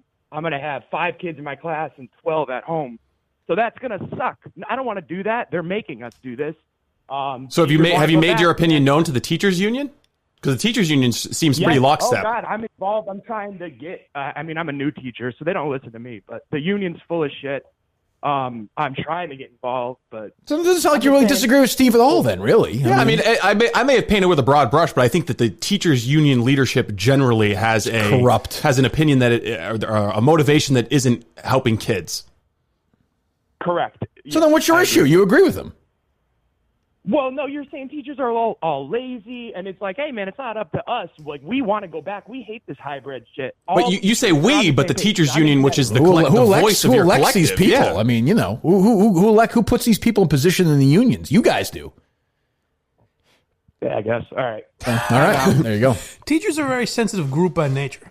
They take the summers off thing very seriously. Well, they do. They can work in the summer if they want, but they do also not work in the summer, and they get they're unemployed. They say they also get but they get paid the annual salary. I understand. Yeah, also, and they get and look, teachers are great, but I'm saying they get every single vacation.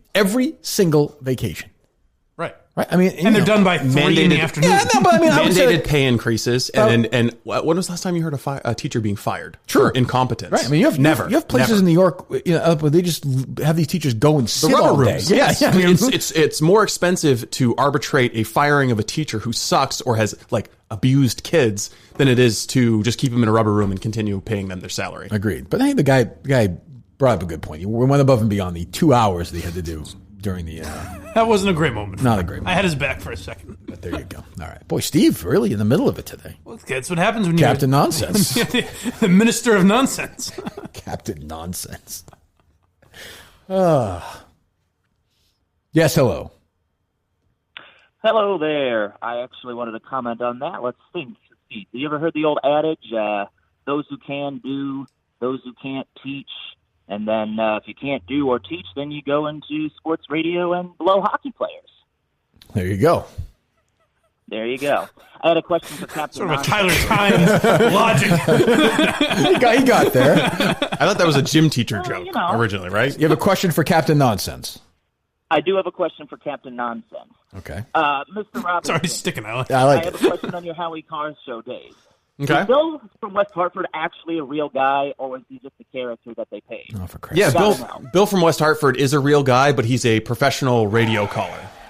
What do you mean professional? Of course. Like all he does is he calls different radio shows and he plays a different character. Doesn't get paid. No, he doesn't get paid. He's just he'll call like the what's George Norrie's show, the late night one talking about aliens and stuff. Oh, somebody found Bill from West Hartford's dating profile once and sent it to me. So he's a real guy and he's kind of pathetic, but I don't know if he's like an EBT card carrying drug addled wino. Jesus, this poor guy. What? Poor Bill. That was his character. Wino? You never heard Bill from West Hartford? No. Oh, yeah. He'd call in like once a month and say, his EBT card just got reloaded and he's going to get a massage down at the parlor and drink some wine and get pills. Oh, that's ridiculous. That's playing on the old. It's not funny. It's make you angry. Oh. What the fuck? Thank you. I'm paying for those. That's my money. Exactly. You're paying for Bill from West Hartford's hand stuck in traffic. What a load I of work bullshit. 50 hours a week. What the fuck, Bill? You fucking wino fuck. I want my EBT money. Oh, God. Shut the fuck up. This guy thinks... Hold on a second. Is this Bill from West Hartford? No. But hey, we're all bonding. Anyway, that was my question for it. I had one more quick question for Kirk. Sure. I am going to be back in Massachusetts by the end of the month in September. I would love to pay for a round of golf for you sure. and whoever else you want. Yeah, that'd be great. Yeah. Around September 24th, Never been bitten by that 27th snake or so, before? Would love to pay for a round of golf. What's that, Steve? My treat. What are you doing? The dump button, Steve? All right. Yeah. Well, definitely reach out to Steve. We'll make that happen. Okay. Okay, you bet. Poor guy. He means well, but it's not going to happen. Why does he think I'd want to do that? Why do people think they listen to the show every day? They know I don't want to do that. Well, you're very open. Sacco, you went around and shook hands and promised golf with all of the fans. Sure, You're a big golfer. People paid for that, yes, but I don't like. Well, no, he's offering to pay for the golf. Yeah, because that's a big problem for you. That's a limiting Well, factor in the amount of golfing you do. If you give me my appearance fee, maybe I'll show up and play. Who knows? What's your fee? $5,000. Okay. All right. Should I be higher than that? You make that happen. $25,000. How's that? Thank you. That's why Steve was laughing. All right. I was saying, if you're going to appear at places for $5,000, you're about to have a busy fall. That's true. Oh, you know what I wanted to ask you? I had a question I wanted to ask you guys. Okay. Where's my EBT card? I like that he thought we were all fired up about the politics of Bill from West Hartford. It's a legendary caller. He's like, yes, finally I've gotten across to these guys the ridiculousness of Bill. You'd call once a month. Maybe sometimes more than that. Wow. Was he one of these callers who got even more time than the average caller? No. Oh no. We had a special sound effects board for him. Eventually, Howie would get sick of his nonsense, and we'd set off the nuclear bomb. See you later, caller. That must have been. Well, it's because two men of nonsense. The people who were listening and thought he was legitimately a welfare bum would get very angry and call in afterwards. I don't know why you let Bill on. Blah blah blah. It's people like him who are ruining this country. Unbelievable. Once a Is month. he still calling? I don't know. Once a month doesn't even seem often enough for it to sink into the memory of the people that listen to Howie. If you're an everyday listener, you're hardcore listener. Once a month for 20 years. Oh, I guess. Come on. That's Are you still loaded up, Steve? They are. All right. Good calls today. 215. Nonsense. Yeah, I have a question for all of you guys. I'm always curious with people who see the dark underbelly of social media so much.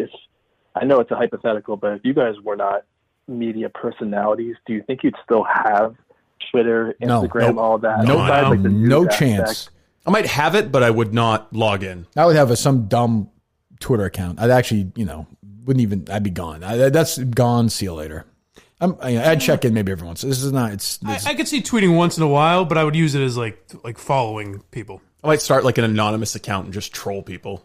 Yeah, I do that now. I got my parody accounts now. So another one pop up. Say, I am Kirk Minahan. Yep. Well, hey, I'm pretty sure it's you. I think it is. I'm not denying it. Anything else? I like Steve Robinson. Good. Well, there you go. We all do. Hey, it's Captain Nonsense. This guy must be full of baloney. And Wine Mike as well. Oh, thank you. There you go. Well, good for you. Thank you. Sure why, but okay. There you go. It's great that we all admit that this huge piece of social media, it's a big part of our jobs. It's like, None of us would we use fucking it. hate it. It's toxic. Totally eroding, Ruins our lives. corrosive of my mental health. Worst part of my day. I'd be gone. Yeah. I mean, it's not even, it's just, it's consuming, so it'd be nice not to have it. It was nice not to have it. I wasn't on there for almost 3 weeks. It was wonderful. Yeah. I think used properly, it's a good way to just find news. Oh, for sure. Yeah, no, it's fine. And it's fun. Like, it's fun when you get, but like, for me, it's like when you see these people fighting over Steve, just like, what the fuck? Well, I also think if you just had Twitter, like when I was in college. Yeah, sure. You know what I mean? No one gave a fuck about my tweets, so it's a lot easier to use, It's harder for you now. When you tweet now, everyone, it's a national... You joke, but not too many people care for me, so yes, in a sense, yeah. Right. Who could forget your famous tweet when you said, I guess we found a different version of what was it with Trump that time? We got like 1,000 retweets. Everyone's just figured out what impeachment means. Yeah. Yes. I got the nation talking. It did. Yes. It was part of the dialogue. It was a huge part of the dialogue. Yeah. Trump retweeted it, I think. He certainly did. By the way, I'm hearing rumors that there is a legitimate battle between Steve from Providence and TJ Hubbard. Well, TJ called the show last night and I heard seemed pissed. But I think that's actually real. Steve didn't portray it to me like that. Okay. But Which it would might be unbelievable to me. Yeah. If that's a real, I mean, that's OG, like... That could turn into like a Sunni Shiite schism. Yes, and TJ's a very laid back guy, I think. That would show you how toxic this radio or podcasting No kidding. I'm telling you, is. that's why you get to taste that YouTube fame, man. It can be. If two guys like Steve and TJ can't figure it out. I hope they're going to be okay. I love those guys. I hope so too, but I have to say, I was scrolling through Twitter and TJ was doing one of his periscopes where he opens up baseball cards. Yes, competing with us. He's just sitting there rolling a baseball in his hand. Looking at the camera, waiting for the followers to load up. It's a little concerning. I wish I had the power to make that a huge phenomenon. No one has that power. No one. I think you could do it if you tried. I'm sure. Maybe I'll give it a chance. All right, go ahead. I'll say if TJ got the level of promotion that some people at Barstool get. That's true. But that's exactly what I'm saying. 500,000. That's my exact point. Yeah, maybe. All right, hello. 508, you're up. Good morning, gentlemen. What's up? Good morning, gentlemen. Welcome back, Kirk. Thank you. It's Gary Callahan. Hey, Gary, how you doing? Gary. I'm doing well. It's nice to catch up with you guys. And something's been eating at me, though, since the last time I called, and I was wondering if I could just kind of come clean on the show today. Sure. I would hope so. It was tough when, you kind of caught me off guard, and then some things were said, and there's been some more rumors out there through some of the YouTube shows, and I actually called into Mentor's last day, and it came up. But one thing, I just need to come clean with you guys and all of the Minifans. And my brother is going to hate this, but I am a closeted, lifelong Democratic supporter, and it's been very difficult and a point of tension with my family. So I just wanted to come. All right, I think we had enough of Gary Callahan. Well, I was going to complain to him that I've been using this promo code, and I'm getting a lot of baffled looks. No one seems to know what the fuck I'm talking about. I think Gary started strong, had a good premise. Waiting for that plane to land. Yeah. And I assume, they're probably sending naked dick pics to him. What was the thing you were playing earlier? What was that? Oh, right. I just saw they had hold on, they have this terrible new logo. Have you seen this thing? They changed it? Oh, my God. Have you seen it, Steve? As opposed to the great old logo? Well, it's true. Is it the one that looks like the Gentleman's Quarterly? Yes. What is that? I'll have to check it out. I've not seen it. I know they fired that consultant. I don't know if it's a Cullinane operation or not. Who knows? Maybe Culliнаne's kid picked it out. It's a Cullinane coup. But I like the old logo because it made me feel like, this guy's going to give me the business. Is that where Jerry's pointing at you? Yes. Yeah. He's got something to say. Right. And by the way, I said this the other day. Jerry's got a terrible dye job on his hair. No. Yes. That's not his natural color? It's like dark now. It's very strange. I don't know what's going on there. I got a boyfriend on the side. No, I'm well, gay. well, fine. If you're trying to get some ass, I'm He's not going to rebranded that. But rebranded himself. Maybe We Jerry were would thinking maybe of doing a little thing. Hold on, sorry, Jerry. Maybe Jerry would fill in now for those girls with you. You guys could talk about that stuff. Relationships and sex advice? Eating ass and stuff like that. Maybe. That'd be fun. I don't know. Who knows? I think he'd prefer to do that with Reamer, it seems. That's probably true. Yeah. Oh, you have no idea. Go ahead. We were thinking of doing a little thing on this podcast where we have like asshole of the day or jerk off of the week, but that's it? Yeah, that's all I have for a drop. Yeah. Oh, geez. Why did they decide not to do it? That seems like a winning bit. Maybe someone told them that Greg Hill already does it. Yeah, that's true. Does it really? Yeah, they have like... Dumb of the day or something. Oh, yeah. Dummy of the day. Boy, when you get Cullinane and Jerry in there, two ideas, guys, the magic comes out. How about asshole of the week? It's a podcast. We can say it. Douchebag. All right, still loaded up? They are. Why don't we do something like that? Jeez, you guys never have ideas like that. Okay, well, I could throw some segments like that. Yeah, I'd like that. All right. Little Florida Man Friday. Oh, I love that. Yeah, what the fuck Wednesday could be today? What is this weird rule Steve has about 100 miles away or something? You can't talk about something? What the fuck? That's just an old school radio rule. Okay, that's not our rule. It's like, yeah, I know, but if it's 100, if it's more than 100 miles away, people don't care about it or something. That's not true. I mean, I know it's an old rule, but it's not true. Hello. Hello. 239. Hey, Kirk, question for you. What are your thoughts on the Crow when he shot? No, they no. have that happen today. No feelings. What type of investigation goes on? I thought about the movie, but the actual death. The Brandon Lee. Brandon Lee. Oh, that's a good question. I will say this: like that was one of those. It's like these. Like, how old are you? I'm 40. 40. Yeah. So you're sort of my like. That was one of those things that was like before social media just kind of like drifted. You would hear about it. It was kind of like Nicole Eggert's nude scene and Blown Away, where it just kind of went from school to school somehow. If that happened today in the social media world, it would be so massive. I'm almost surprised there hasn't been like a good podcast series or like a documentary about that. Maybe there is, and I just don't know about it. There's nothing on it. It's just kind of gone away. It's a good point. That's actually, you know what? Good point. You got me thinking. But I mean, who puts the real bullet in that gun? It's a good question. Listen, you're winning. You're ahead. Don't lose it. I'm with you. All right. I got one more for you. Okay. I grew up in Medford, right next to Winchester. Favorite place in Medford to go to? Subs. For me, Favorite tourist spot. For me, the old Is days. this the guy who gave Curtatone the interview? Could be. For Boston Magazine? It's funny. I have no problem when they ask me these questions. For me, it was Deep Pasquale's as a kid. Deep Pasquale's, not Bob's or Lacasha's? I like Bob's. Or where was the other one? Lacasha's? Right down the street? I know Anthony. I know that family. Yes, but no, I was at my dad. We'd always go to Deep Pasquale's. You go down the stairs in the basement. It's not. It's something else now. Yeah, it is something else now. But Bocelli's. That's right. Yes, I went there. I went there a few years ago. It wasn't bad. Yeah, there you go. Thanks. Yeah. All right. Good talking to you guys. Have a good one. I do like when people like ask you a question and you answer, and they're like, "You wouldn't choose my favorite places?" I would not. I'm sorry, I wouldn't. Bob's good too, though. Too. Medford's good Italian food there. Good Italian food. Yeah. Never been. My favorite time in Medford ever, though. Actually, I got to say now, in retrospect, I went to Joe Zarbano's dad's wake there. Really? Yes. Fine dining, huh? I had a good time. In retrospect, I wish I had more fun at that event. But yeah, what can you do? Now there you could taste the racism. Oh God! Every spoonful. 617. I'm not a real. I'm not Italian though, but I never eat pasta. 1 second. Are they still loaded up, Steve? They're still. Loaded Are they up, still loaded up? They're Steve? still loaded up. People seem to want to talk this week to me. That's nice. Yes. I've never been the guy who uses a spoon when he eats pasta. No, that seems. But some crazy. old school Italians do that. There's though. some pasta that's better with a spoon, but I think fork is like a go-to for I hate when people spaghetti, say that. most Better noodles, with a spoon. Why would it be rigatoni. better? Why would it taste better with a spoon? Like orzo. Why would it taste Why would better? it taste better? You can get more on the spoon. Warthog and his You get more girlfriend of had the like sauce. 10 spoons with them. I don't know Like why. if it's a more liquid sauce. I decided to embrace this. They're drug addicts now. Oh, the tracks on their arms are just unbelievable. Why? But like, why would it taste better with a spoon? If it's a more liquid sauce, you can get more of it in as opposed to a fork. But if you don't think that the fork or the spoon matters, then what the fuck? Who cares what the You see, shape like of these the old pasta movies, is? even like the old, these guys have their gravy with the spoon, Yeah, I don't think it matters for taste though. It matters for getting it into your mouth. Exactly, getting the right blend Save of that. sauce and pasta. Yeah. Oh, yeah.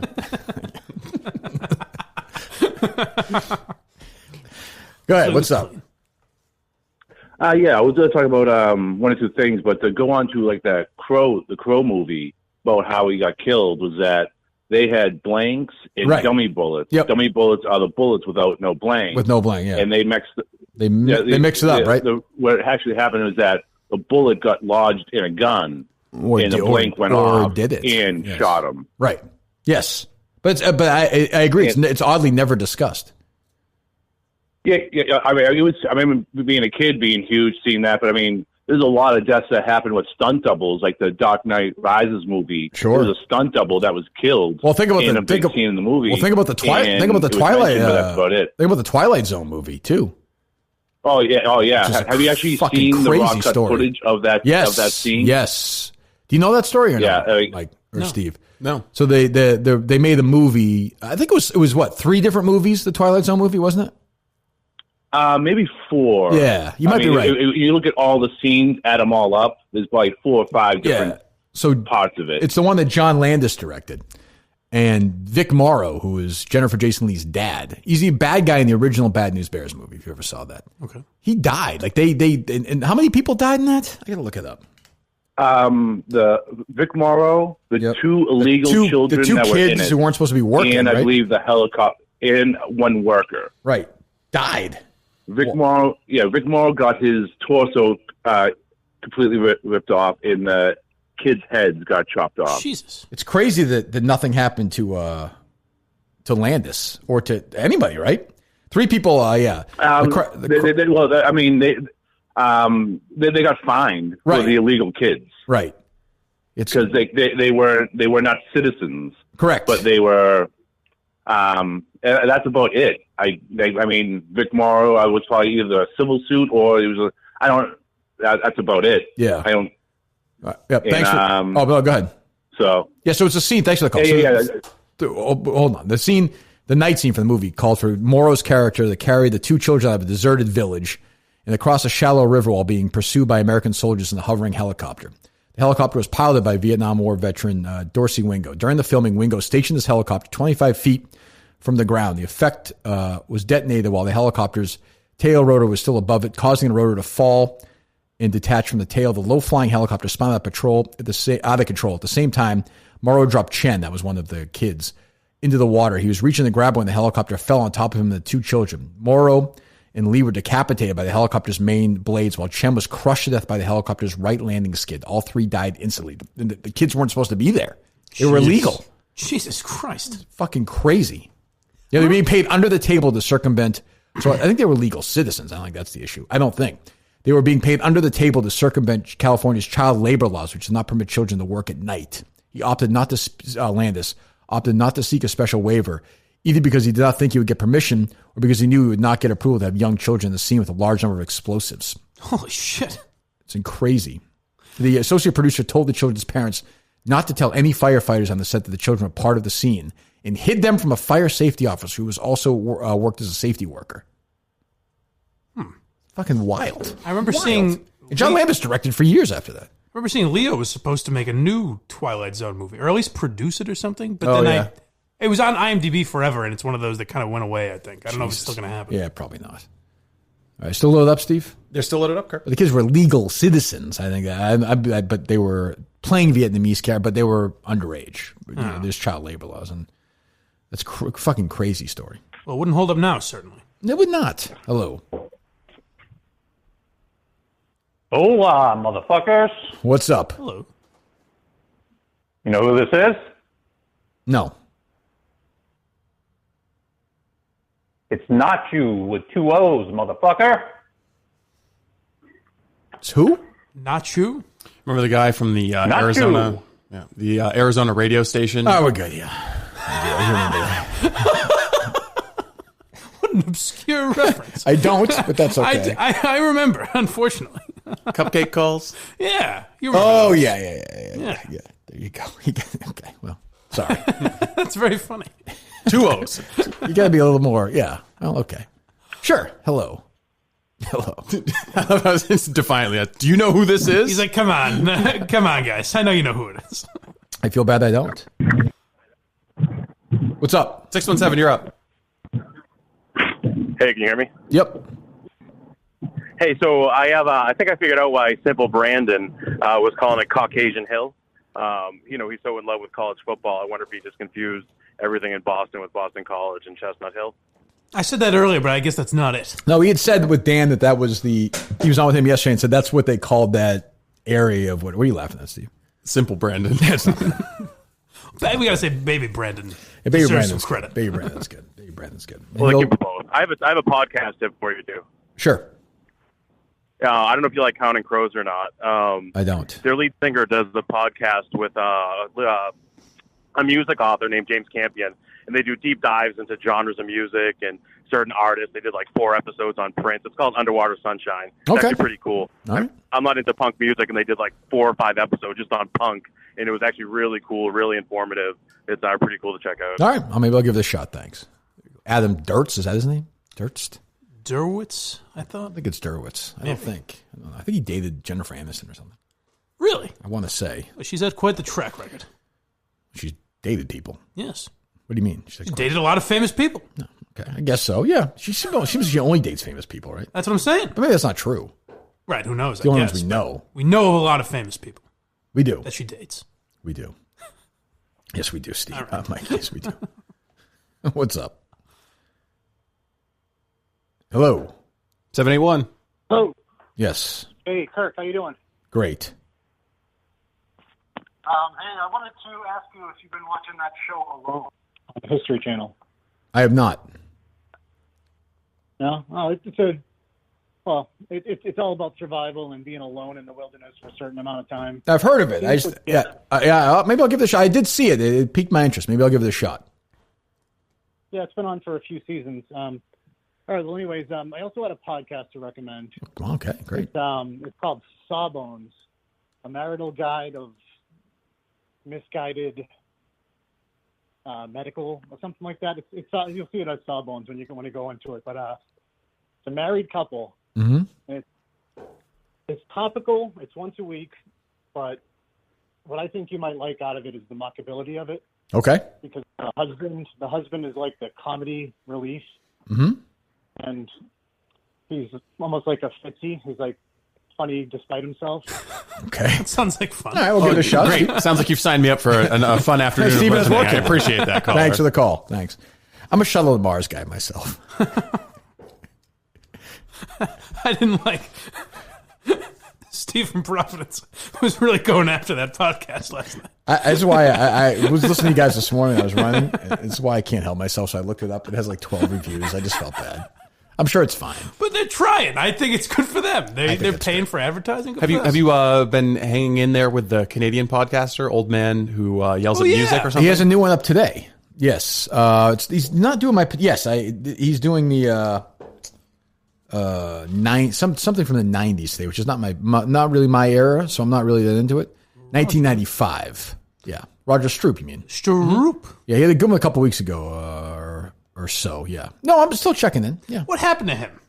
Wasn't he supposed to do like a show or something? He thanked us once and said, "Yeah, I'd love to love to do something." The ball's kind of in our channel. court, I think, with Roger. We got to reach out. Captain Nonsense is going to make a call at some point. No, I don't think the ball's in our so. court. I reached out and told him, and he said, "Yeah, we'd love to do something," and then he just dropped communication with us. Never sent us I episodes. respect that. He's a guy that we should be pursuing. Right. As a star. I respect that move. That's what I'm saying. Yeah, that's what I'm saying. Come after me, Minahan. So someone's going to fill the gaping hole left behind from Mike's dating show. That's what I'm saying. Right. Yeah. A gaping hole. That should have been the name of it. It should have been. Many words. All right, go ahead.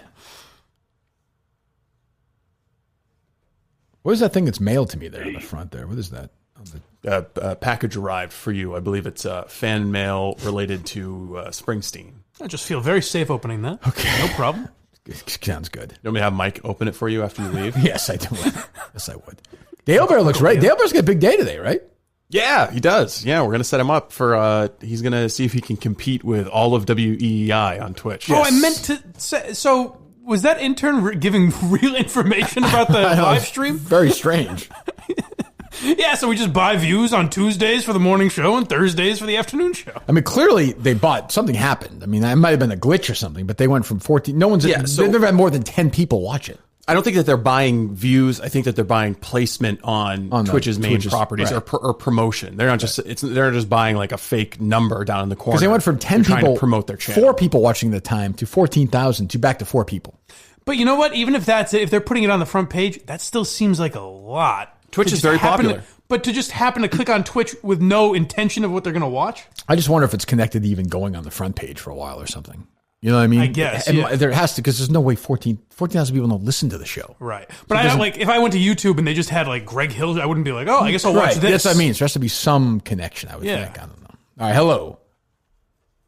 Hey, it's the Macho Man Randy Savage. Okay, hello, Randy. Kirk, I'm a big Mina fan. Oh, wow. Yeah, and I heard Brandon Walker talking smack. Yeah, and so I'm gonna put up my Intercontinental Championship belt. Right. And right now I'm gonna challenge baby Brandon at WrestleMania.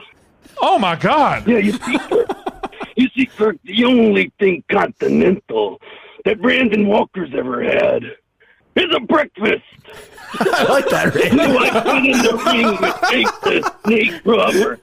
Yeah? In fact, I've been bitten by an actual snake. I know. Oh, yeah. Yeah. But I've never seen a bigger snake than Brandon Walker. You know, Kirk, I used to wrestle Tito Santana. Sure. Yeah. Mm-hmm.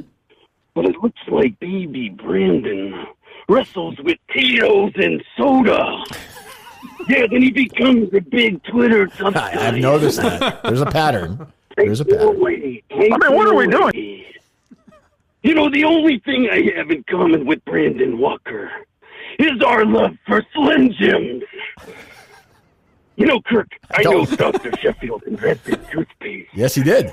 But did you know that the toothbrush was invented in Mississippi? Really? Yeah, because if it was invented anywhere else, it would be called the teeth brush. Yeah, I had a feeling. That's hilarious. At WrestleMania, Kirk, I'm gonna Marty Mush his brain.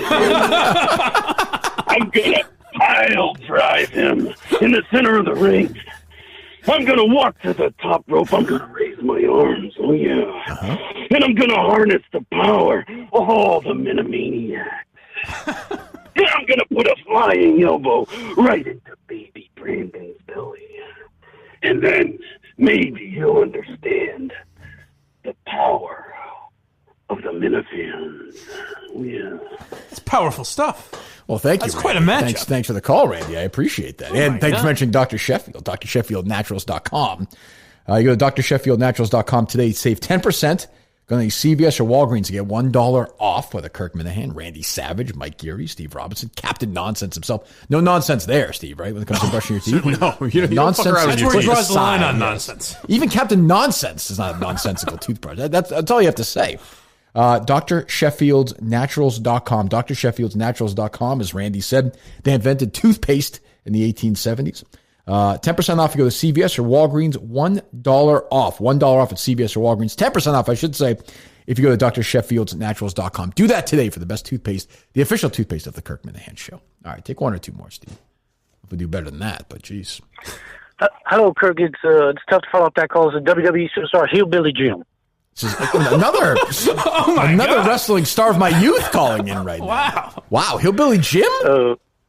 Yes, sir. It is Hillbilly Jim. I want to one-up that Macho Man. I don't use Dr. Sheffield's because I don't have any teeth, goddammit. That's okay. But, Kirk, I don't like the way you were talking about baby Brandon yesterday, so also at WrestleMania, I'm going to challenge you to a Caucasian Hill match. What entails, what goes on in that match? I'm curious. Well, the first one to the top of the hill sucks a dick. Well, okay.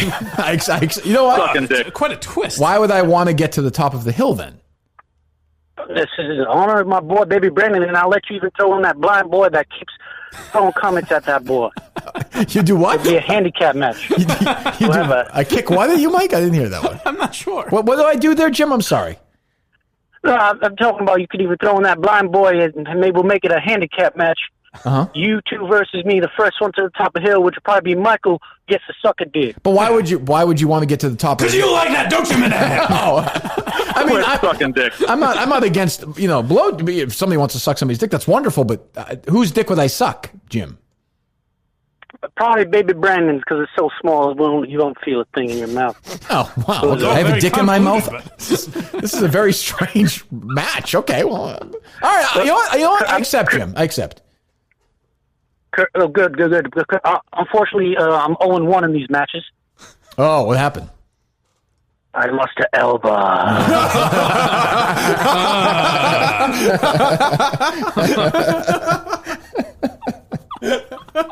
You lost to Alba. So whose he always dick was a wrestling fan. Whose dick did you have to suck, Mr. Geary? Oh, it was going to be Mike's, but Jesus Christ, fell down the hill. Good Lord. I wasn't ready for that question. Yeah, I'm sorry. What's going on? Hey, nothing, Kirk. I missed you so much. I was worried, and I'm so happy that Mike's back to work because I just started transforming his old bedroom into my sex dungeon. Well, I mean, Mike's moving now. He's got his new apartment. We haven't lived together for some time. I'm sure you know that. Mike and Albert are moving. Have you seen their new apartment yet? I suspect you probably have. Yeah, we've been doing some touch-up work there on the paint, putting in a new wall. Yeah. That was you. A new wall? Jesus. Must have been an issue, Mike, when you put out the apartment and you needed new walls, but okay. You're rowdy in there. Yeah, sure. Anyways, Mike, I just got an Amazon update. Mike, when Elba comes to pick you up, can you go back to your apartment and pick up the sex swing? You got to pop. That seems fair. I think we need that in our new house. That seems like a reasonable request. And you were asking Mike earlier whether he can carry his weight in a moving process. Come on. I know that alone. He's got his chore list. I'll go do better than Randy Savage and Mike's dad to wrap up the call. I think you're wrong. Yeah. Bob Backlund is on the line. That was a good fake by him. I got to say, the guy's good. The guy's good. Certainly is. My dad knows his wrestling. And how is your dad doing? Good, I guess. You haven't talked to him lately? I have. Yeah? Yeah. Oh, what's wrong? I think for some reason he was he enjoyed the jokes about him on the show, and I guess not anymore. Maybe over break we all took time to reflect mentally. What happened? I don't know. What happened? He called me to let me know that he knows he's not the greatest dad in the world, but he's not the worst. Wow! It was a very long, not long, but like odd conversation. What do you mean? Like what happened? Just out of nowhere call? Kind of, yeah. He texted me a couple times. I I forgot to respond or something. Okay. So he called me and he said, I just wanted you to know. I think he heard something specific on the show. Or maybe even he referenced something I did on YouTube. Maybe I said something. Well, let me ask you this: if one is the worst, who's the worst dad who ever lived, Steve? Oh, the history of the world. Boy. Oh, and I don't know, that guy with a weird fucking haircut out in California who kept all of his kids as like slaves in a dungeon for a little while. That's a good starting point, anyways. And 10 is whoever. I don't know who's recognized as the greatest dad ever. Joe Kennedy. I don't like Joe Kennedy. I don't think Joe so Kennedy. 10 is Joe Kennedy. No, he set his whole family up for success. If Built 10 a dynasty. If 10 is some one of them. If 10 is some, Trump, I've heard. If 10 is some perfect sitcom dad. Yeah. Where would you rank your dad as a? Where would you rank your? Where would you rank your dad? Where would you rank your dad as a dad? As a dad, overall, the whole process. 5, average, right in the middle, I guess. Okay, all right. That seems generous, but I don't want to get another phone call. So that's why I asked. Had you said anything about your father that you think is inaccurate, or you would like to take back? No, I've always said he's a very nice guy. He just wasn't. He wasn't there. Yeah. Well, that to me is kind of that's sort of the most important thing as a parent, like a main dad function. Yeah, right. Physically, to be there. Right. And he wasn't there for you. Yeah. So, but that's average in your mind. Well, it's not average in my mind. So maybe he gave me a lot of explanations as to why. Oh, really? That wasn't the case. Well, that's sort of sad in a way. Maybe where I was wrong. Yeah, I felt bad. I felt very bad. I think when you get older, maybe you look back on your life and maybe your priorities are different and you have some regrets. Consider who he's married to for so long, too. That's I mean, what Jesus. it seems like, right? Not that long, but yeah. That's true. That's a good point. Did he apologize for what he's been doing to Yes. Elba? Oh, yes. What grade would you give your mom? That he seemed to have no sympathy for. But, What grade would you give your mom out of 10? 7? Oh. That seems fair. That's not bad. No. 7 out of 10. You got that? You're going to give your own mother a 7? Hasn't she been there for you the whole time? Like, she's not a great mom? Yes. So why is that a 7 then? I don't know. 7's pretty good. We're going 5 is average here. Right. We're not doing the A, B, C system. Mike's got some very high standards. No kidding. I mean, look how it turned out. We're going to give her a 10? Come on. That's But she's been with you. She's a 10. She's been with you the whole time, though, right? Yes. She didn't abandon you like your dad did. That's true. And she gets 2 numbers higher? 8. I'm just curious. The system's interesting to me. Yeah. What would you give your parents? I give my mom 8.5. I give my dad an 8. Okay, that's very good. Yeah, my mom was nicer. My dad was more important to me, but he had more difficulty. But at the end, he stepped up.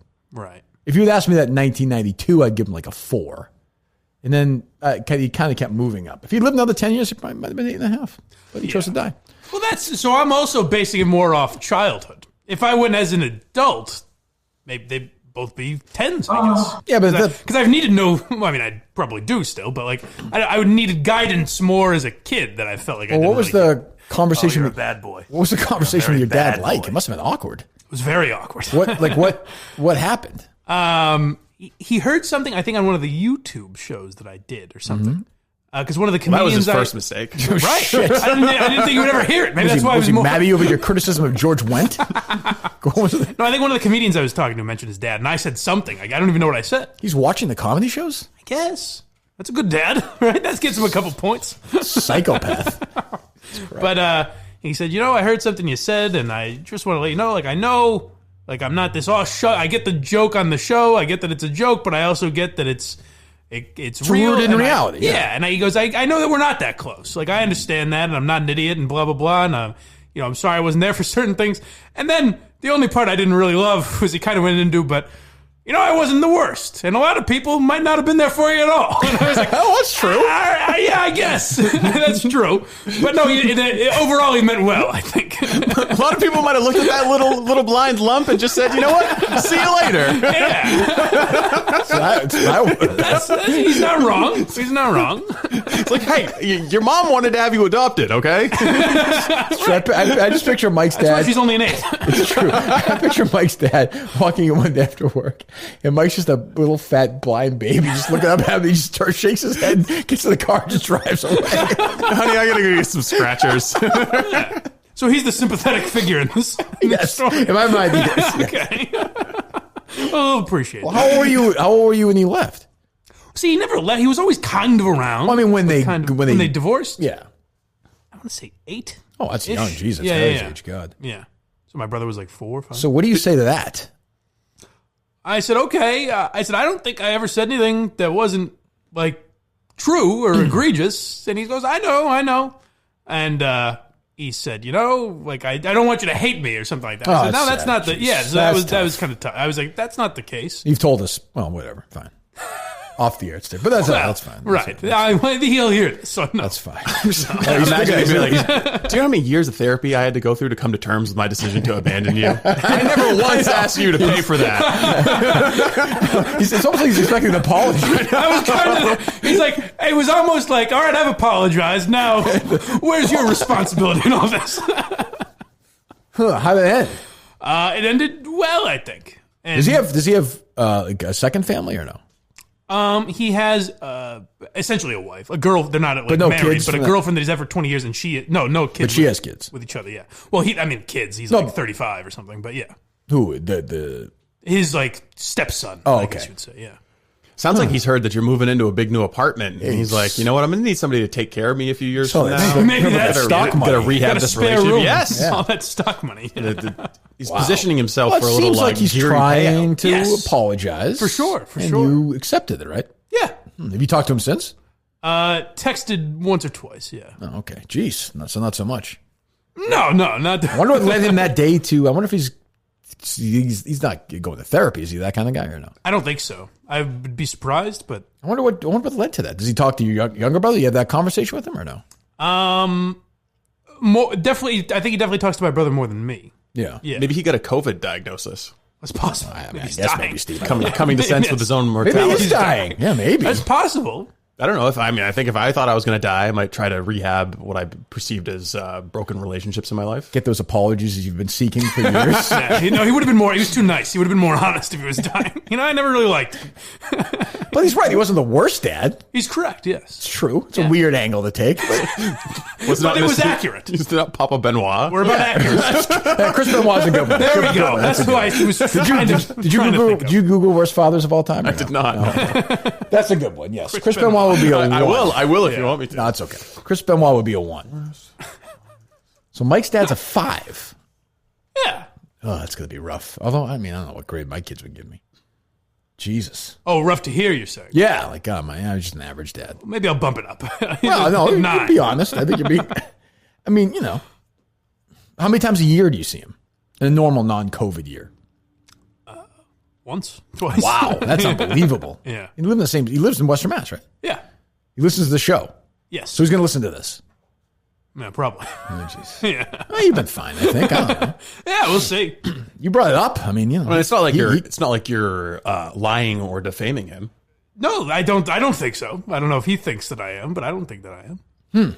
Yes. There you go. Did you tell your mom about that or no? Yeah. She found it funny, the angle that he took, but... But they get along, right? Yes, they do. Yeah. Huh. He gets along with your stepdad? Yeah. I mean, they don't have a lot of interaction anymore, okay, but though. yeah. But he hasn't been to any events or anything, right? Show events? No. Yeah, no, he's not doing that. No. Of course not. It's not gonna He's show a up. fan. It's not going to show up for you. That'd be great. If he said hello to you, he's like, don't tell Mike I'm here. I just wanted to say you're doing a great job. That is an interesting angle, though. Could be worse. Yeah. Could be worse. Like, hey, Kirk, I wanted to be here to support you. Could have banned you when you were 7. He's got a Shea Robinson shirt on. Oh, there you go. Wow. That's big news, Steve. We're in the line for the meet and greet. Hey, just really loved you from the Howie Carr days.